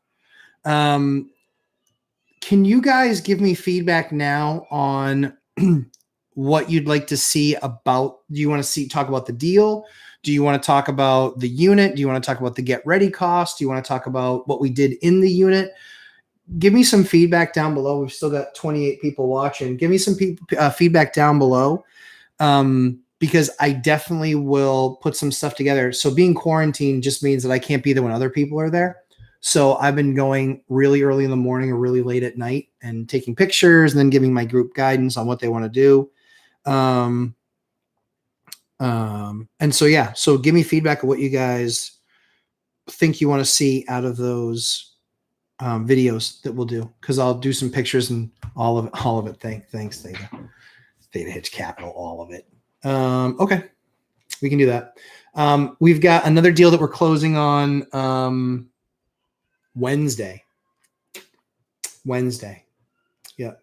Numbers and rental costs. Okay. Yep. Can do that.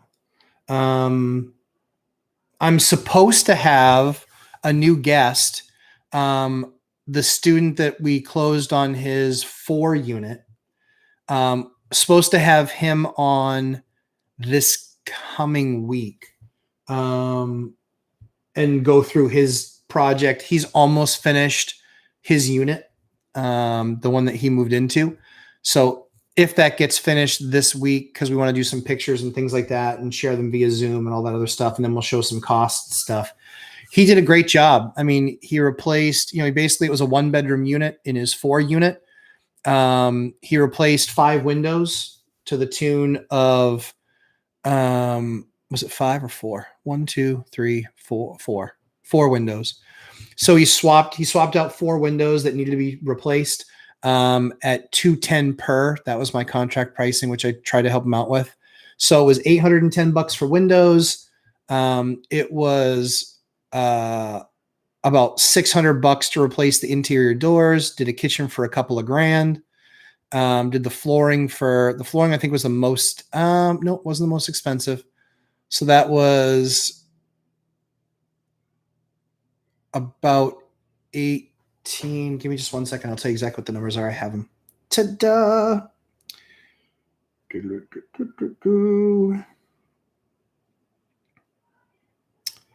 So the numbers on his deal. So the unit was about 600 square feet, 550, 600, call it 550 actually. Paint was, it's about $500, $400 worth of paint. And he painted it all himself. Flooring was $1,200 for the flooring, and then another,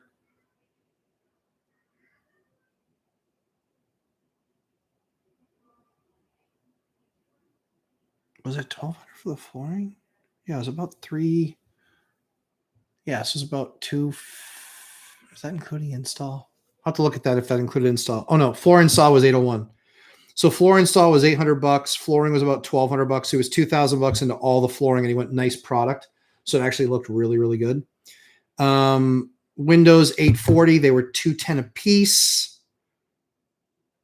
Sheetrock, I think he did like 10 sheets of sheetrock just in areas that the wall was so damaged it just made sense to hang 1/4-inch sheetrock and then mud and tape it. Hired that out. That was like, that wasn't expensive. I think all the sheetrock, everything all total was less than $1,000. So 1,000, 22, 26, 26, 42 plus trim. So he'll have like $6 grand into that unit, but the unit will be all brand new. 6 or 7 grand he'll have into that unit, and that will include a kitchen. So yeah, we'll share with you some befores and afters. In all honesty, his unit, you needed tetanus to walk in there before you walked in there. It was so gross. You needed a tetanus shot. You needed probably some other shots before you walked in there. But the unit looks awesome. The unit looks absolutely, it's coming along. It looks great. And like I said, he'll have, it's probably 7,000, 8,000 maybe into that unit. But that's flooring, kitchen, walls, ceilings, paint, trim, door packages. That's everything.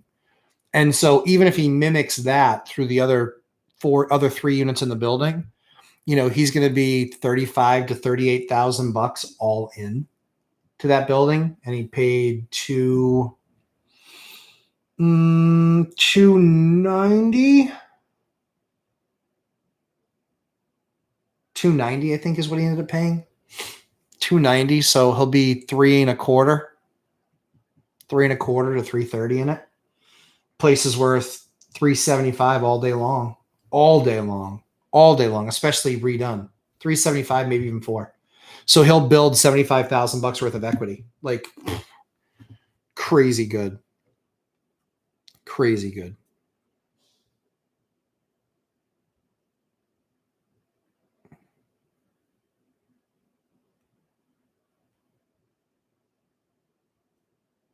Yeah, crazy good. Let's see, what else did he say?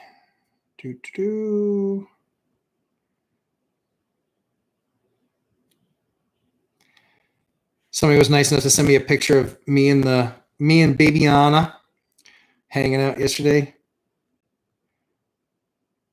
My daughter, baby Anna, she is diagnosed with cancer and going through chemo right now. She is 6 months old. She just turned 6 months old a couple days ago.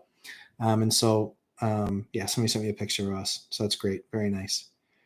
Very, very good. All right. Any other questions? If there are any other questions, I'm happy to stay on, answer some more questions. If there aren't, It's okay. So I'll stay for a couple more minutes, answer any more additional questions you guys have. And I'll put together some of we'll just call it Theta Hedge Capital. We'll just call it all of it. I'll put some together, all of it. Because we've got a bunch of befores and afters now of properties that we just did. Did we just skip do we have pictures of that one? Yeah, that one was gross. Yeah. Mahid, you're very welcome, Mahid. It's my pleasure. I love spending time with folks and talking real estate. And hopefully this stuff is helpful. At least give you guys the experience of what we go through. This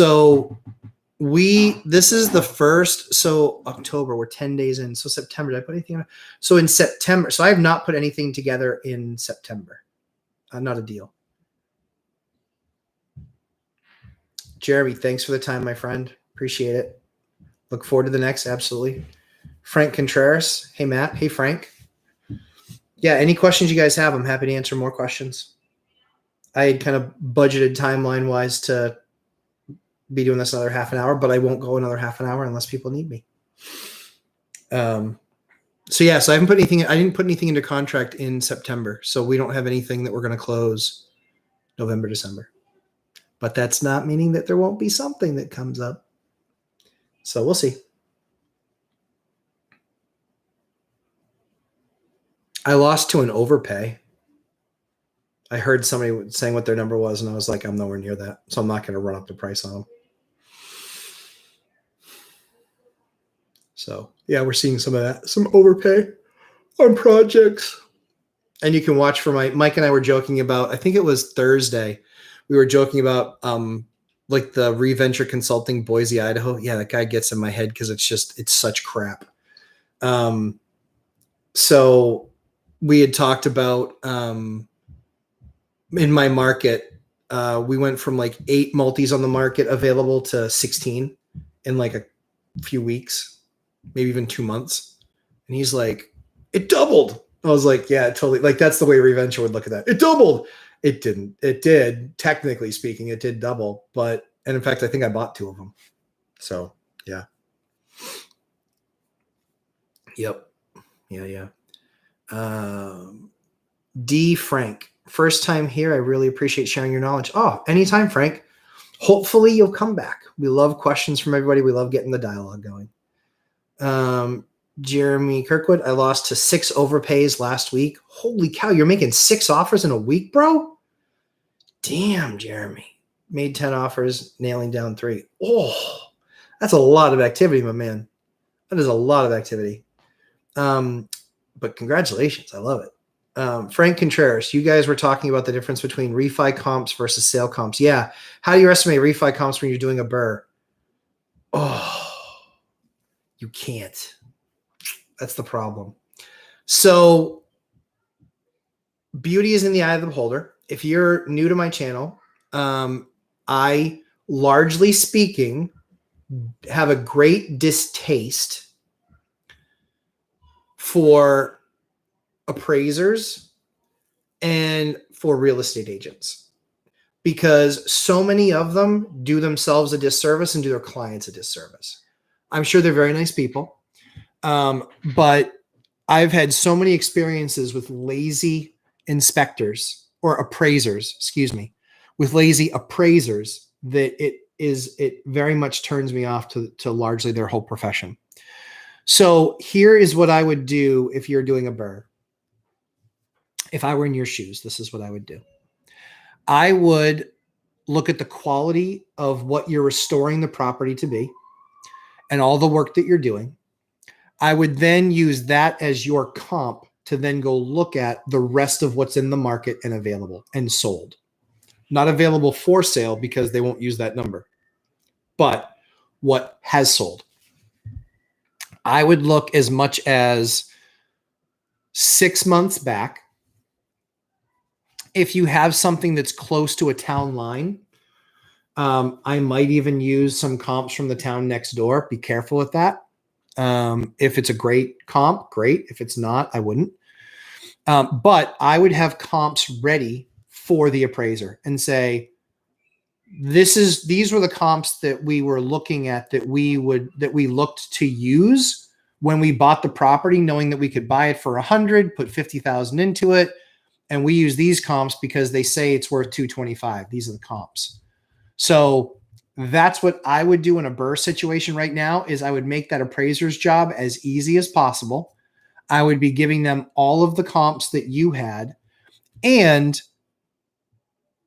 looking at, again, quality of finish. If your stuff is brand new and something else is old, then I would bring even one of those comps and say, listen, this house is completely outdated. It's, sold for 200. That's why I think mine's worth 250 is because they'd have to put 50,000 bucks worth of work in to make it look like mine, if that makes sense. But yeah, that's what I would do.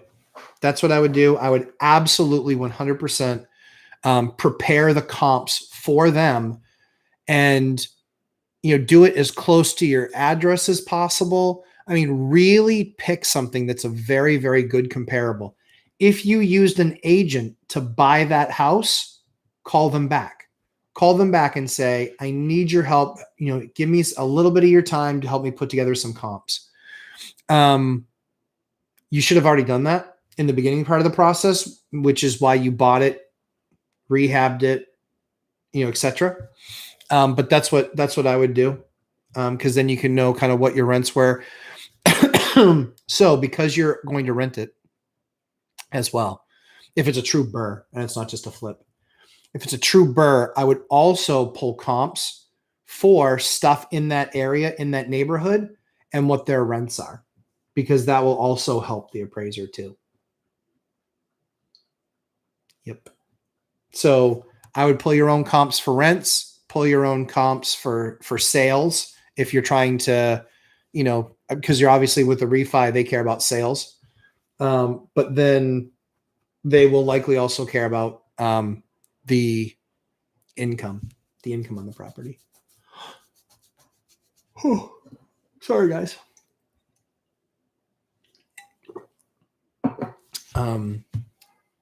Indy Keith, I think Indy Keith, yeah. Thought on doing a nice walk-in shower instead of having a tub shower combo in a rental with only one bath. Wife thinks a tub is necessary, but I disagree. Oh, I'm in the middle of a fight. Love it.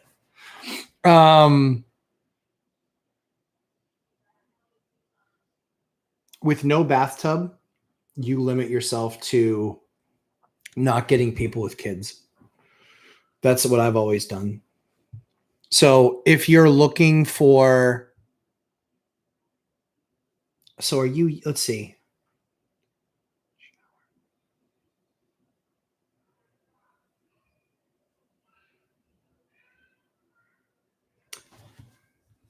Is that a property I'm good with no kids. In all honesty, if it's one of those units where you're like, I don't want, I'm going to be challenged with kids in this unit, then you rehab it based on the type of tenant that you're going to be going for. I rehab stuff and do what I do because a lot of the renters that we get are college students. So so they're gamers, right? There's a lot of kids that are gamers. I'll put Cat 6 in the wall. And then they're like, holy crap, I got Cat 6. I don't have to only rely on Wi-Fi. Yeah, exactly. And so people love that stuff. So a lot of my remodels, I base on the type of person that I'm trying to attract. I get it being okay with not having tenants. If it's a single family or with kids, but if you want to ever sell the single family home, if you ever want to sell if it's a single family, tell me Indy Keith, if it's a single family.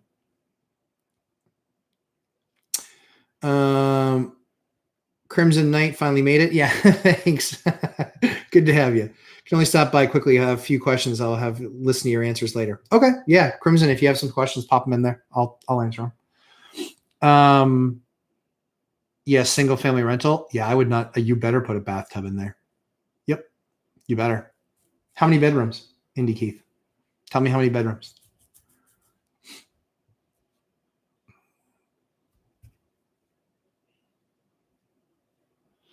Let's see. There was another question. Sorry. Oh,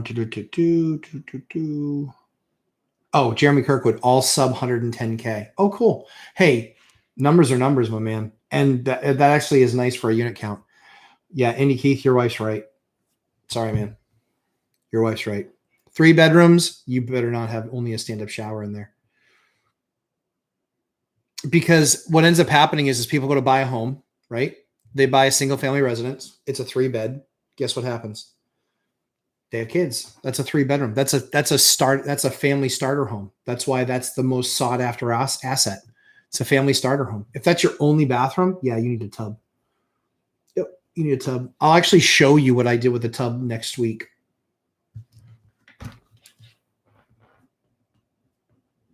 You might be able to see it. Let me see if I can show it to you on my phone. Yeah, it's not only on the resale though. Like I get it on the renter side a little bit, but on resale, you're in a bad spot. If you have a house with a stand-up shower and no bathtub, who else like that means you're knocking out anybody that has kids like 7 and under. And that's a major part of your market if you're a three-bed single family home. Let me see if I can show you a picture real quick of the one that I just did. And try not to get jelly. Let's see.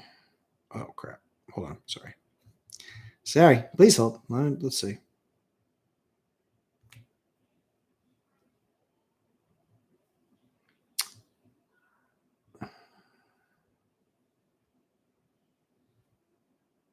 Oh, I have a better. Nope. That actually shows the picture the best.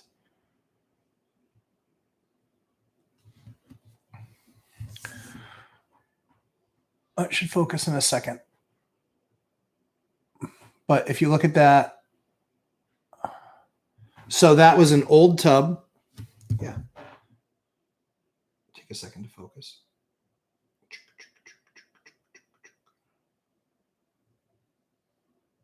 There. That's what I would do. I would tile the upper surround and not do one of those crappy plastic surrounds. That's what I would do. And then you make it an accent point. That cost me, that shower was like less than $2,000 to make that shower. And then the tub, polish the tub, and then new toilet, new vanity. And so all in, I think we were probably 3,000, and then flooring too. I think we were 3,000 all into that bathroom. It looks awesome. The place is just absolutely ridiculous. It'll rent in 5 seconds. That unit was getting $700 a month, and now I'm $1,150. So $450 a month times a year. So 5,400. Sorry. So 5,400 is what I'll make. And that was just with a rehab, and I did the kitchen too. So my return on capital for that was like maybe a little over a year. So yeah, just ridiculous. Sorry for the long hockey here, guys. So yeah, I think your wife wins. Sorry. Or not sorry. Tell her it was your idea. I've reconsidered. I think that's the right thing to do. I've had a couple of those conversations with my wife about property stuff, but literally only a couple in 20 years.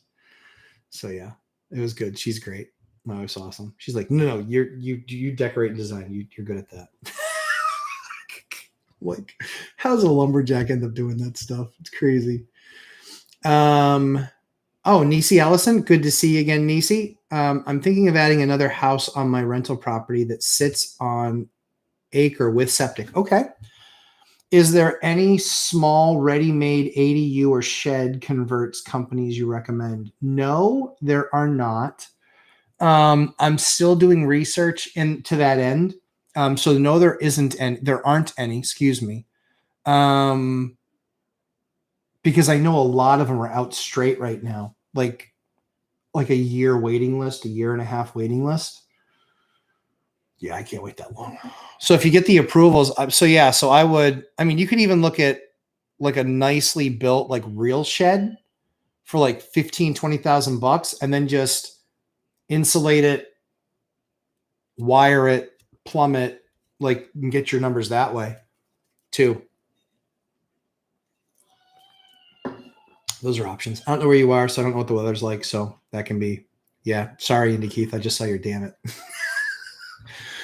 Yeah, honestly, I'm telling you, you will cost yourself buyers when you go to resell that thing. If you do not have that tub in there, you will cost yourself buyers.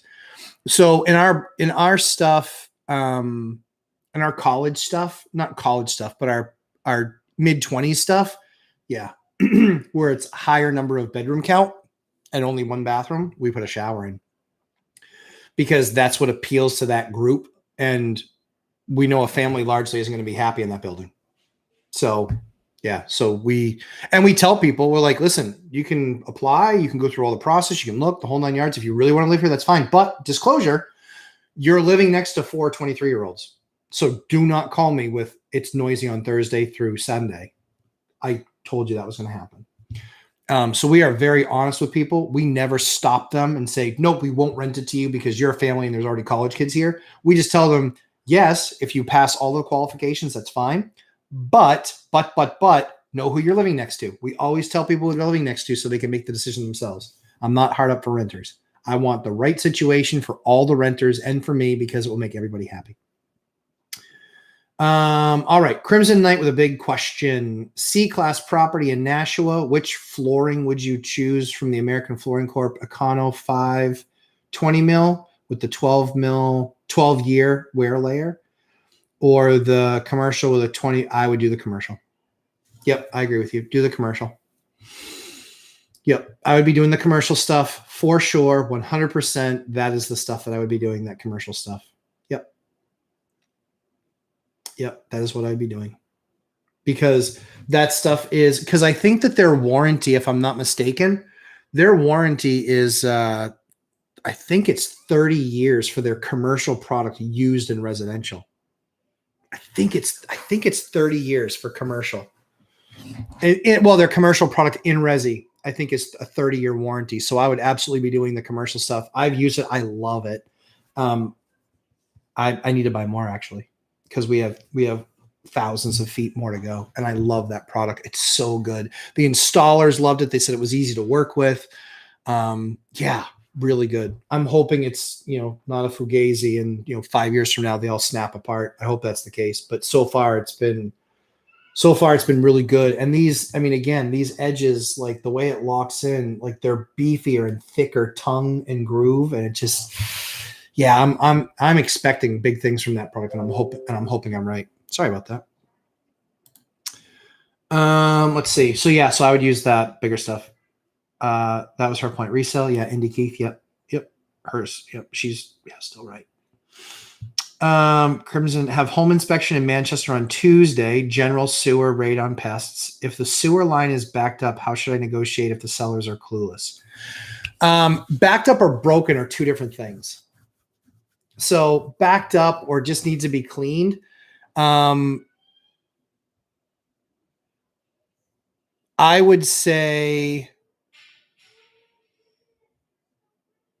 you need to be looking at the line. So if it's getting cameraed, there's not much that needs to be said there. It's cameraed if you can show cracks or breaks or clogged up.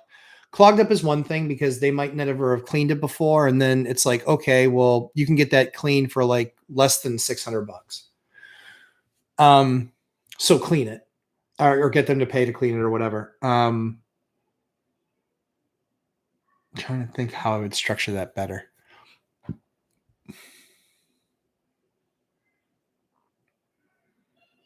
Yeah, I wouldn't go after them if it were a cleaning. I wouldn't go after them if it were a cleaning. If it's a break though, you're in Manchester. If it's a break, you're at least $10,000. because of what they charge for that permit that they do there in the city, and then the rules around that permit, and then moratorium on roads. I think they have a 5-year moratorium on newly paved roads too in Manchester. That's a market I used to do business in. That's why I know that much. So I would watch that. That would be, yeah.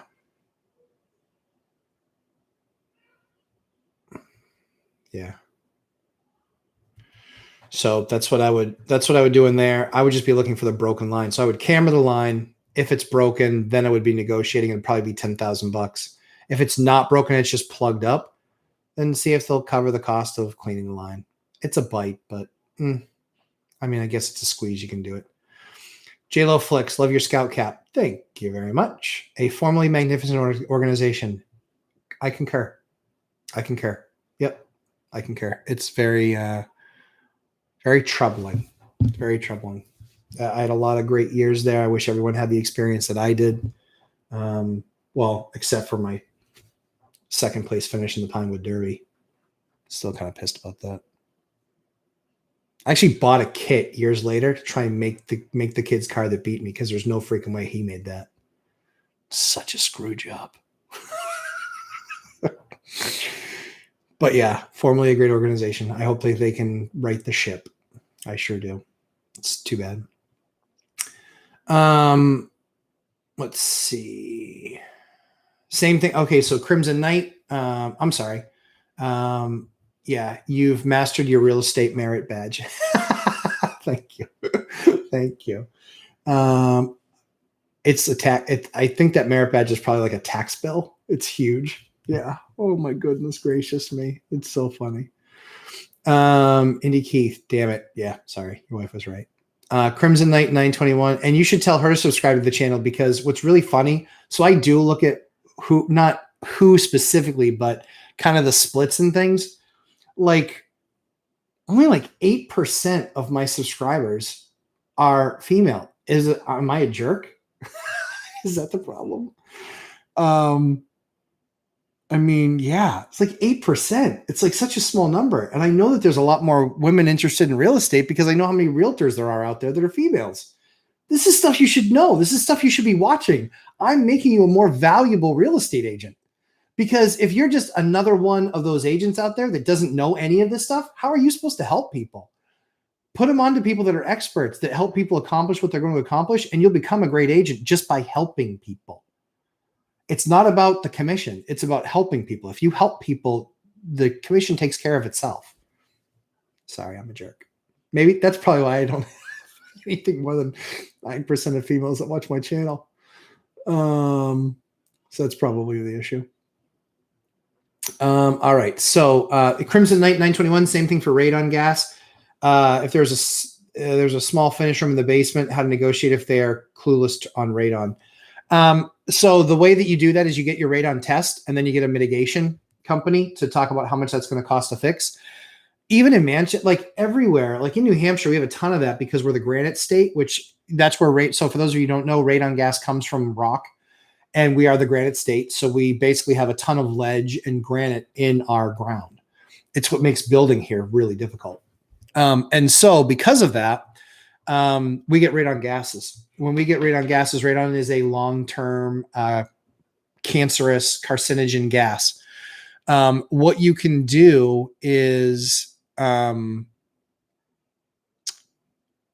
get a quote. So there's a lot, because it's a big problem in our state, there's a lot of companies that actually will do radon mitigation. What they basically do is they drill a hole in your foundation.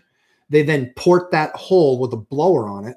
So it basically sucks the radon gas that is underneath your foundation that normally would just seep through, or find an area to get in and permeate. What you actually will do is they'll port that hole, they'll stick a pipe in that hole, they'll then seal that hole with that pipe in it, and then it has impeller on it that will actually suck the air up through and push it out your house. So then you don't have radon gas in your house, it's pushing it outside the house. So but radon gas, even those implementations of those systems are like less than $1,500. But yeah, if you want to squeeze again, that's another place to squeeze. You know, if the radon test comes back high, which I think is 4, might be 4. I don't remember which. I think it's 4. I think its air quality is 4. Just make sure that your radon test is going in the basement, not on the first floor. Because if you have living space or working space down in the basement, you need the rating based on the basement number, not based on the first floor number. So make sure that goes in the basement for what it's worth. So yeah, that's what I would do on radon. Jen Wee, I have 5 properties with low interest rates. Should I pay them off first or buy more properties?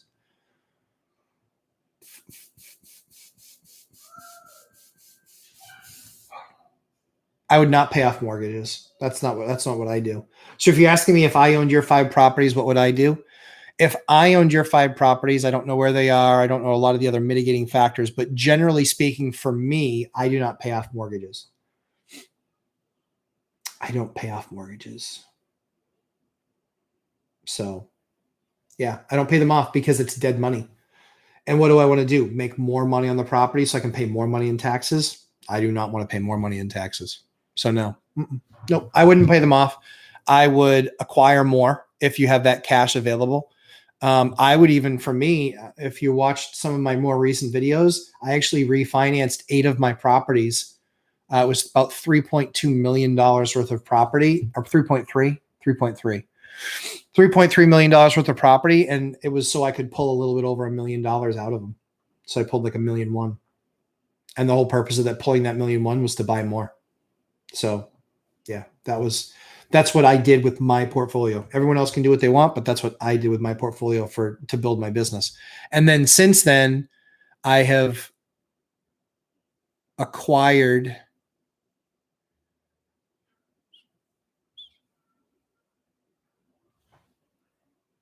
about $3 million more worth of property because I used that money to acquire $3 million more, and there's still plenty left. I think I spent $500 or $600 out of that $1.1 million, $1.2 million. So $500 or $600. But again, some caveats to that increased my cash or increased my income. About $30,000 gross. I don't know what the net is exactly yet because we just got them under agreement, or we just closed on them we had closed on one this Wednesday and we closed on another one a week ago. So that's what I did. So hopefully that answers your question, Jinwei. If not, answer me or ask me another one below. Crimson Knight 921, last question for C. Nashua Property, 70s cabinets. Would you just paint the doors or new cabinet doors? The door style is old. I will post pictures in Zuber's Facebook group and tag you if you need. Yeah, so post those, tag it, send it to me. So yeah, I would. Yeah, post those pictures. I'll give you feedback. I'm cool with that. So the Facebook group that he's referring to is if you sign up and take Mike Zuber's One Rental at a Time, and you can get into his How One Rental at a Time Works group, private Facebook group, if you've taken his course. I was made a contributor, and so I contribute to his course, and so I'm in that Facebook group. Great group. It's well worth joining. If you've taken his course, it's well worth joining. If you haven't taken his course, take his course so you then can join, because those are the kind of questions that guys like us can then help and answer. And I do this on Sundays, but there's a lot of experts in the Facebook group that actually will talk and answer questions. So it's really, really cool. So your question about door style, I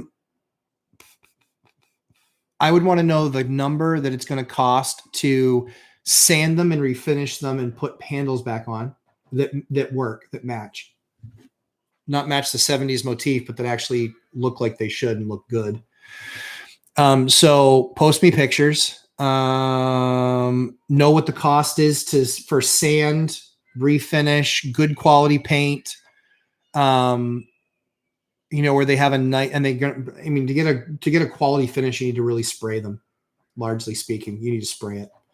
So you have to empty everything out, clean everything out, tape everything off, and then likely have them sprayed. Get me that, and I would want to know that number, and then I would want to know the number based on the square footage in the cabinet. Then I would want to know what that new kitchen is going to cost for install. And that would make my decision. If you're in a C class, it is dangerous because you don't want to put cheap, crappy cabinets in, but the old ones are wood and they're super durable. They just need to be made pretty. that's why I would want to know what that number is. Depending on what that number is and what the trade-off would be of redoing those versus putting in brand new, I would just want to know what that trade-off is. I did, because of my involvement in a kitchen company, I have yet to see a kitchen. I did one kitchen that was worth it. Outside of that, everything else, we just redo cabinets. Crimson Knight 921, I think some of their flooring will survive both the Katana and the 22 test. Again, Crimson Knight, you make me laugh. Don't shoot at the floor.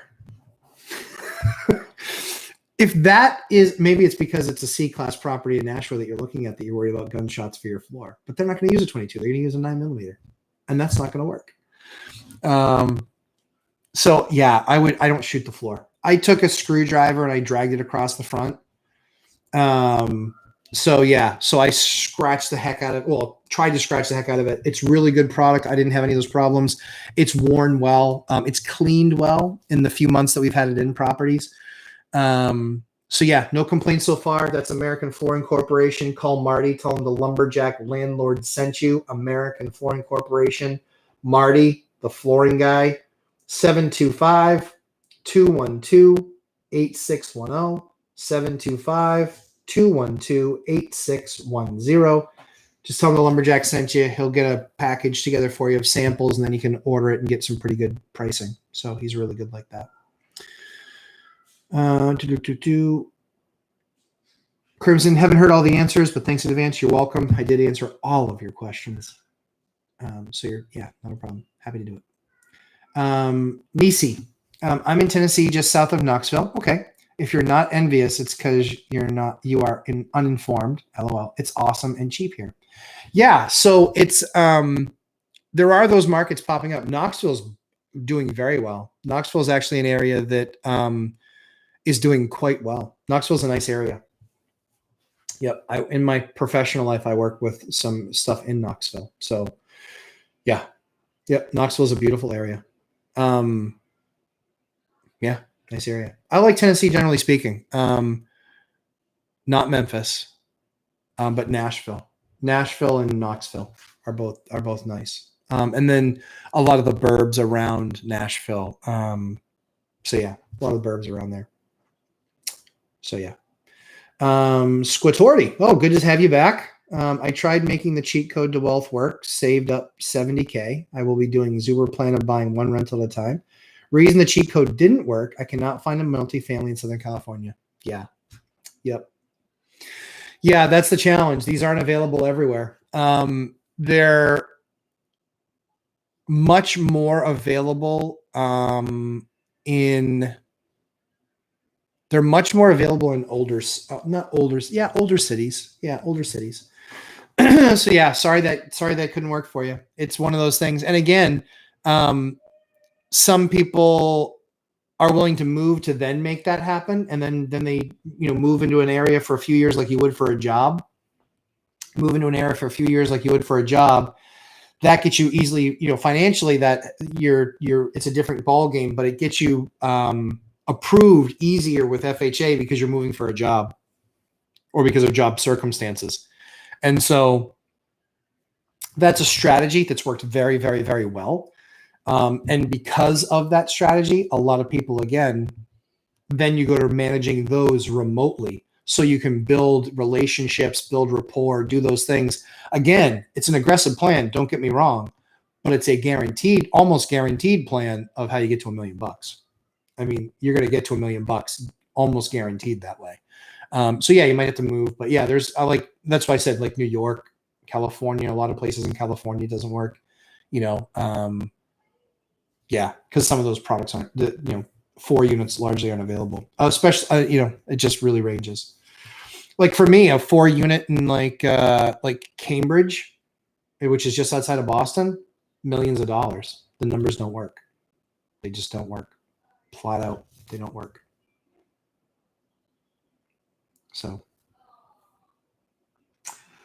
that works. Indy Keith, it's refreshing to listen to someone that's no politically correct. Thanks for that. Yeah, no problem.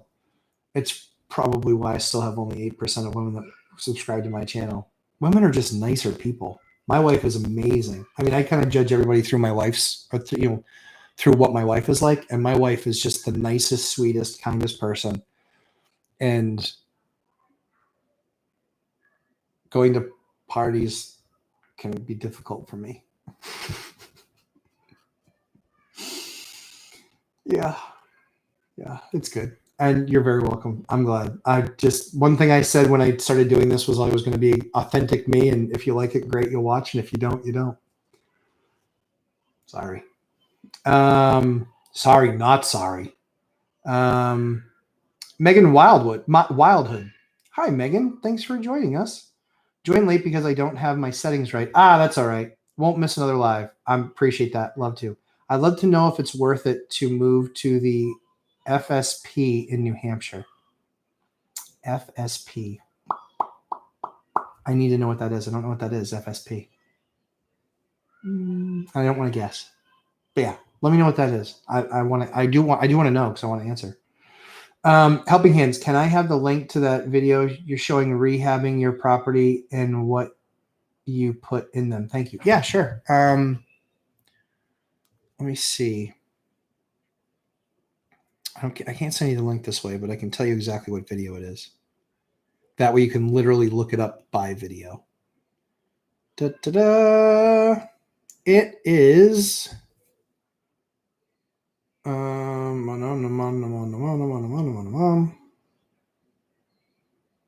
It's Amazing Lumberjack Project. I did it a week ago. It's 12 minutes and 15 seconds. Amazing Lumberjack Project. Amazing Lumberjack Project. It's 12 minutes. I did it about a week ago. But that's not the link, but that's exactly what the video is. And everything is in there. A lot of stuff is in there. I don't share the cabinet company name. Do I? I don't remember if I did. I'm still working on trying to work out a deal with them to get you guys a discount. Yeah. Yeah, that's what it is. So let me know what FSP is. So Helping Hands, that's the answer to that for that link. Karen Molnar, wish I could hit a double like that. Thank you so much. Oh, you're very, very welcome. Karen, I'm keeping Anna and all of you in my prayers. Thank you very much. We appreciate every single prayer. We know it's working. Our daughter is doing spectacularly well, even though she's 3 weeks into chemo. She's 6 months old. And she is doing absolutely spectacularly well. It's been amazing. Hold on 1 second. Sorry, brief contractor break.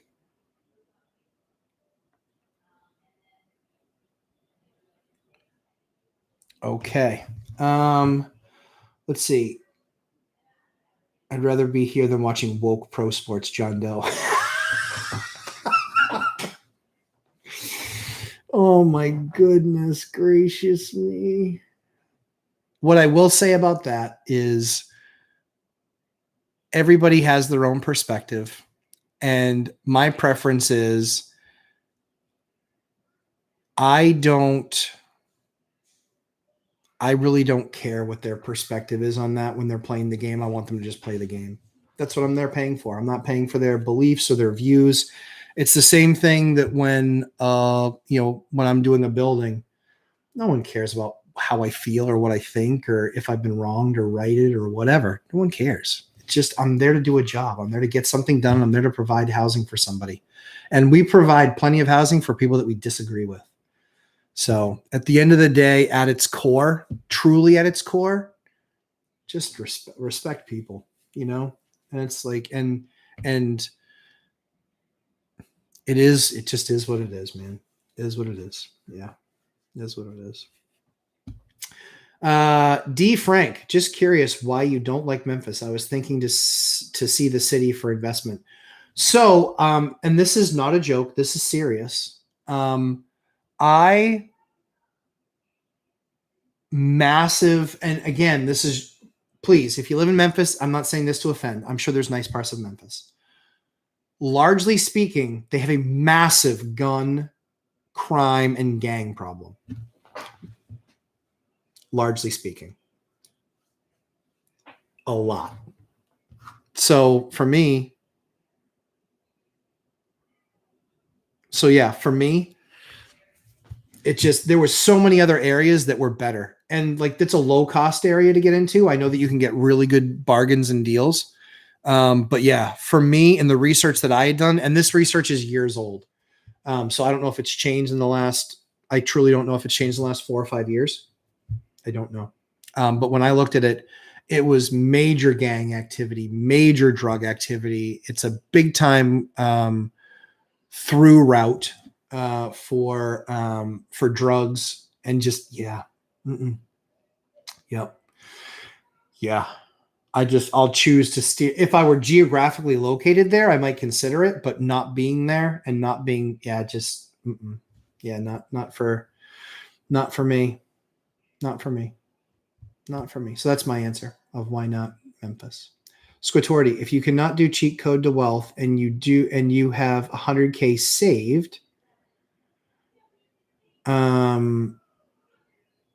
if you cannot do the cheat code to wealth and you have 100K saved, what would you do instead? Honestly, yeah. I mean, you might not like my answer, but my answer would be because I would look for a market that I could live in that $100,000 mattered. That's what I would do.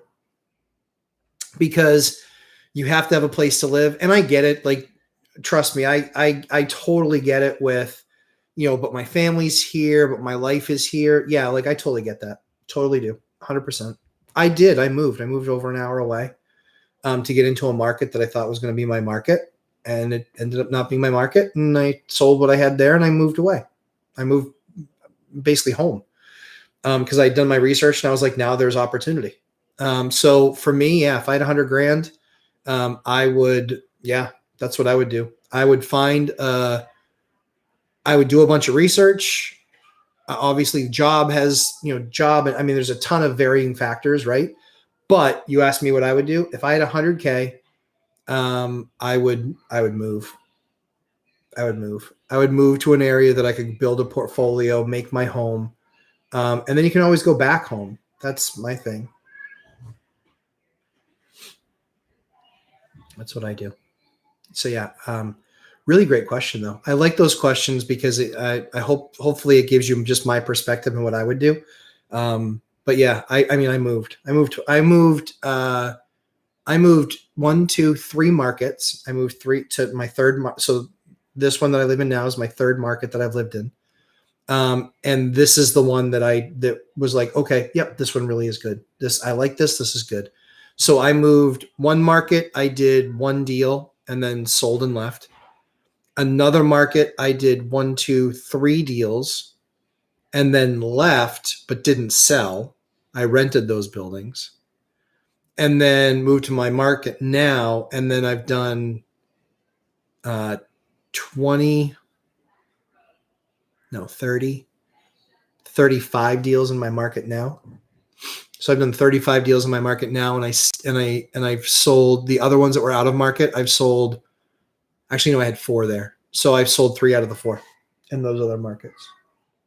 3 out of the 4. That's what I did.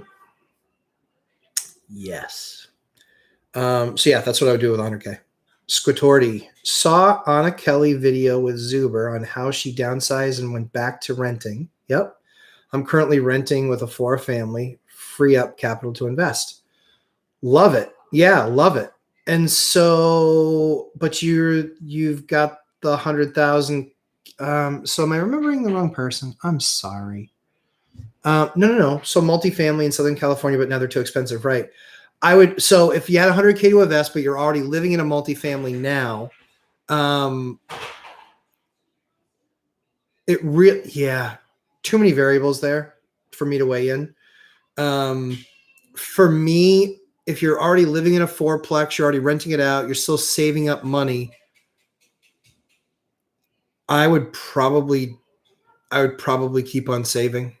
I'd probably just keep on saving. If that's the market that you picked and that's your home and that's where you want to live, I would probably keep on saving and just recognize that, you're probably, properties that you're going to be buying are $1 million.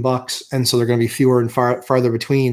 It really just comes down to the return on that money. But I've seen people retire. Guys, you need to watch the video. Give me just 1 second. I'll give you a really good one. Another really good one. You got to watch the video that I did. Let me see here. It is, and I can't believe it didn't get that many views. Blew my mind. What are you guys thinking? That's like pure gold, guys.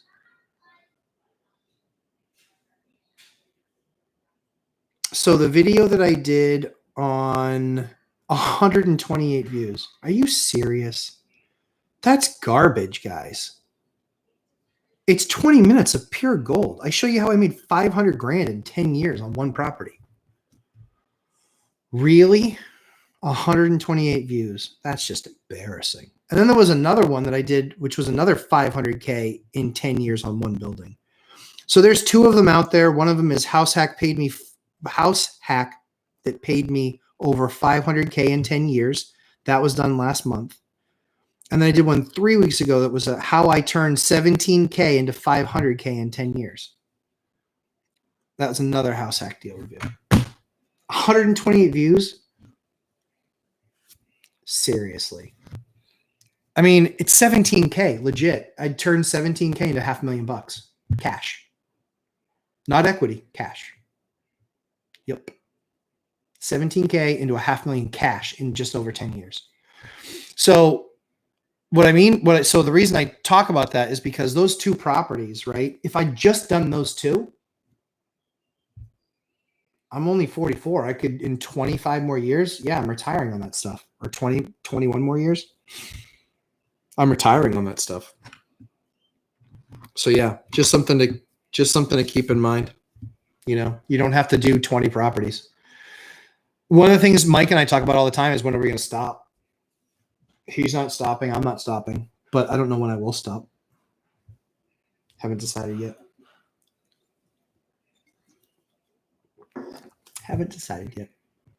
And so I might go to, so we're at 30 something properties and at 90-ish units. And I don't know when we're going to stop. It might be 100 I stop. I don't think so, but it might be. It might be a time frame that I stop. I don't know. Not sure. So we'll see. But yeah, so Scritorti, to answer your question, yeah, even she moved to a 4-family to free up capital to invest. I mean, so she's house hacked. Like, she house hacked. I've done it. Dion's done it. I did it. It was my lifestyle for 17 years, 16 years. It was for a long time. Yeah. Yep. Long time. Nisi Ellison, don't change. You're a great person. Oh, thank you. I appreciate that. Yeah, I just like being real, and it's all good. You know, I'm don't really care much what other people think. I think that we're here to share our opinions, and if you share your opinion in a respectful manner, I like to hear it because it gives me perspective, and then I can either do away with it or absorb it. I think it's made me a better person. So yeah, so I appreciate that. D. Frank, thanks. You're welcome. Harry Hunter, what are your thoughts on Section 8 for lower class, less expensive units?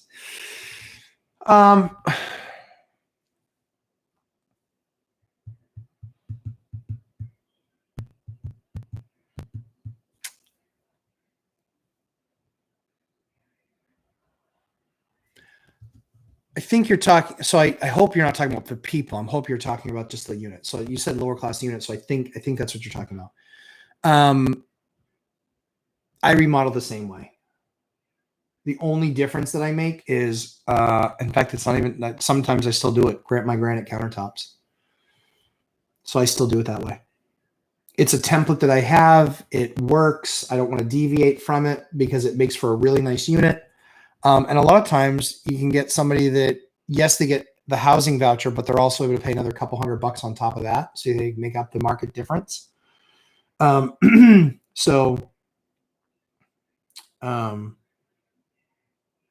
class, less expensive units. So there are towns. So there are in my state, the way that's done is a county gets approved and then the rates are the same through the county.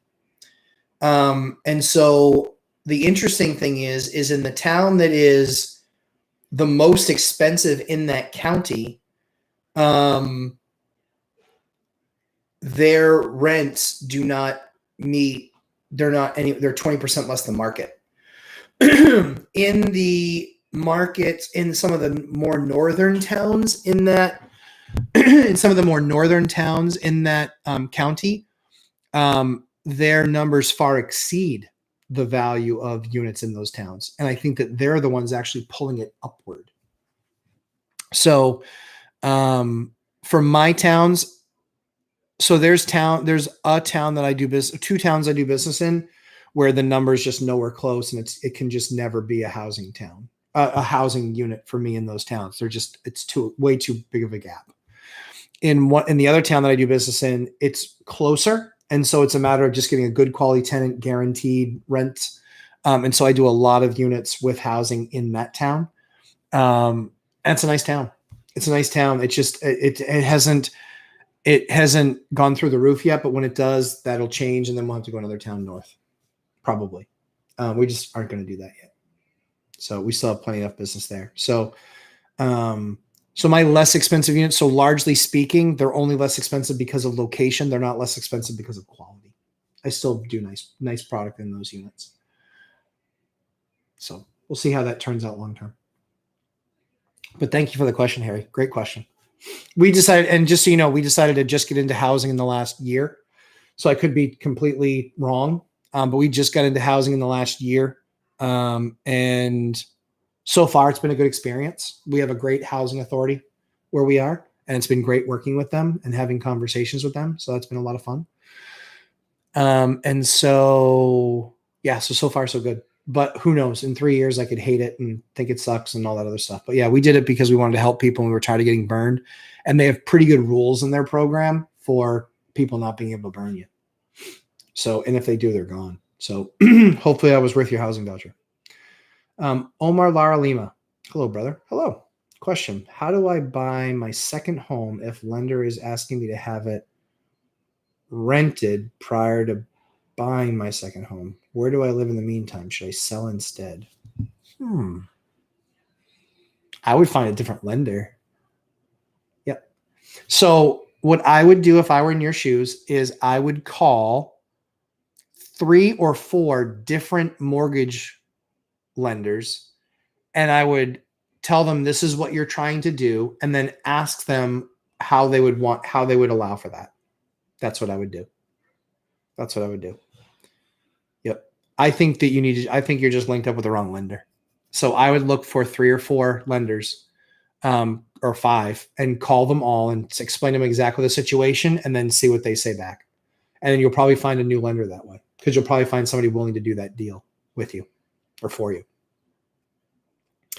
Cody Griffin, curious to hear your thoughts on when to buy in the near future. We sold last year, hoping it would have come down a bit by now. Still waiting. Yeah, sorry, Cody. So I think the challenge that we're going to have is that I think that rates will go higher, making payments more expensive, but that's going to take like a year to get through the cycle, right?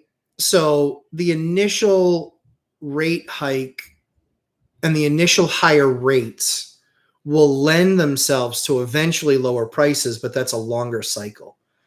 What I would probably be doing if I'm in your shoes is I would be looking for a fixer-upper. That's what I would do. Yep. I mean, if you've got a stomach for that, I would look for a fixer-upper. When I couldn't afford a market that I wanted to be in, I would just find fixer-uppers and then do all the work myself. Well, not myself, but GC it myself, hire the contractors, do all that stuff. So that's a way to get back into your market. You're pot committed, right? So your other option is to just stay on the sidelines, save. Hopefully you did it because you got a great price for your house and you've been saving all the way along. Hopefully that's what the goal was. But that's what I would do. That's what I would do. I would either stick to the original plan and wait until the price of the houses are down 20%, but rates are more expensive. And so you're going to pay more money for the rate, but then eventually rates will come down. And, when they fix the problem, if rates come down, you don't know that that's going to happen, but that's what I would, that's what I, but if you want shorter term, like you asked for, I would look hard. I would start looking hard for fixer uppers. I would look for houses that had fires. I would look for, people in your town that are delinquent of their taxes. But that's what I would do. I would be looking in those areas, trying to find a deal, because you only need one if you want to move. You only need one. You only need one. And then you can do a deal where there's a bunch of equity. You live there for a couple of years. You sell. I think I'm pretty sure you're married, right? I think, because you said we. So it's a two-step process, but yeah, you buy a fixer up or you fix it up. If you fall in love with it, great. If you don't, then you can always sell it after 2 years. And then anything that you make over a couple $100,000 over the price of the house, you get to keep and reinvest. The only thing there is that then you're playing a real estate speculation game. Our price is higher. What's the market still like, et cetera, et cetera. Or you can also rent it out too. That's another question, or another thing that you can do as well. So, so there's some few options in there. I'm interested to hear what you guys end up doing though, for sure. So hopefully that helps, Cody.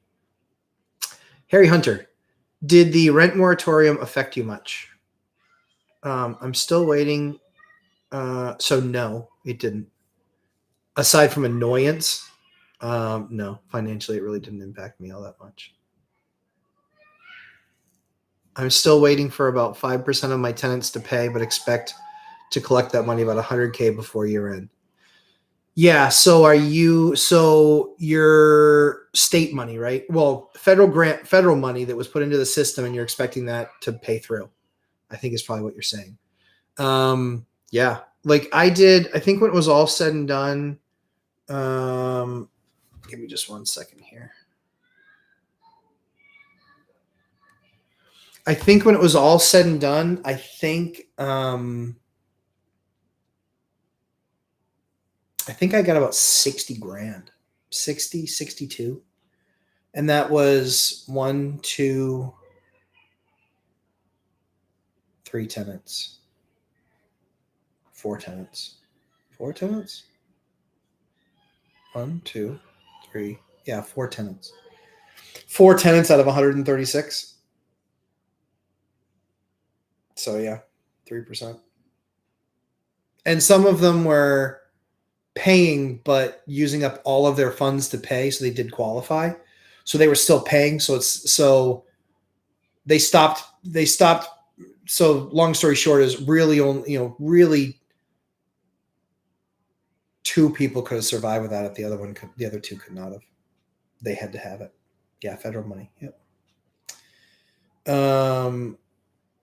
Yeah. Federal money, Henry. Yep. Yeah. Harry. Yeah. Yep. So yeah, I got, like I said, about 60,000 of that, I think. And everyone's like, see, it worked. No. Let me enlighten you. It did not work. It was stupid. I get it. It was a pandemic. What I'm saying is stupid is that there were plenty of people that got it that really didn't need it. And that was a problem, because they got to live for free. And that I'm not appreciative of as a taxpayer. So it was the right thing to do at the time, and they were trying to get this stuff out there. But what's like California's excuse now? I pick on them all the time, but it's because they're like the world's like 6th largest economy. And so what's their excuse now? They've got 15% of that money paid out in 6 months. What a joke. What a joke. New Hampshire's done an amazing job, so I'm appreciative of it. And then before anybody tells me how much smaller New Hampshire is than California, yeah, I know. So is the workforce that actually was there to put that money out. They were just very organized in how they put the money out there in the market. So that was really good. Omar Lara Lima, awesome. Thank you. You're very welcome. Follow-up question. Any lender, or is there a specific type of lender? I started with lender that offers 203K loans. So 203K is a federal program. So technically almost anybody can offer those. Try Rocket Mortgage if it's your first couple properties. So I would try Rocket Mortgage. And local banks. A local bank. Yeah, a local bank that has a few locations. So I had one bank that I did a bunch of business with. They had two locations one location when I started with them, but they were gung ho trying to build in the market. It went really well. They built up 6 or 7 banks, and then they sold out to a much bigger bank. And I don't do business with that bank anymore. I actually refied all those loans except for one, because one's going through a special project, but I refied the other 3. And then right now I'm with a bank that is 5 or 6 locations over like 15 or 18 towns. So I like them a lot. They're a small town bank. Their charter is invest in the community, be in the community, be of the community, be for the community. That's what I love about them. Love it. Absolutely love it. So yeah, that's what I would do. I would talk to those banks, ask them about their 203K. But yeah, as far as a national lender goes, yeah, I would look at like Rocket Mortgage. I used Rocket Mortgage back a few years ago because the refi was only available through them. And I loved the process. Oh my goodness, it was so good. It was so good. Yeah, it was so good. Loved working with them. Wish they had something for guys my size. Portfolio size. Yes, Harry, federal money. Yep. And Cody Griffith, thank you. We're looking to buy a home on some land. Appreciate the assistance. It's been tricky. Yeah, I get it. Yeah. Yep. I mean, I think the only thing that you can do is just keeping your eyes peeled, but also trying to make a deal happen.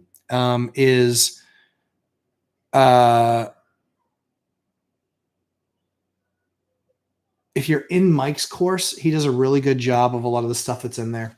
Like probate courts and things like that. Cause you only have to find one deal, right? You only have to find one deal to make you happy. So that's what I would probably do. I'd be looking at probates. I'd be looking at taxes that are out, fires. Like, yeah, I'd be looking at a bunch of stuff. Yeah. You're looking at a bunch of stuff. So you are looking for a needle in a haystack. The good news is that those haystacks do exist.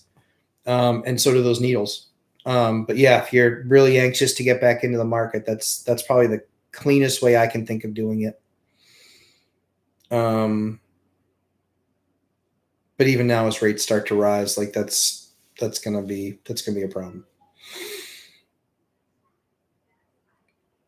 Yep, that's gonna be a problem. Rates are definitely going up. Yeah, I think so. I still have that $10,000 bet with somebody. Some agent was shooting their mouth off about how the Fed's not going to taper till 2023 because that's what they said. And I was like, you're out of your mind. I was like, inflation is going to bite us so hard by then they're going to have to taper before that. And he said, I'll bet you. And I said, sure, how much?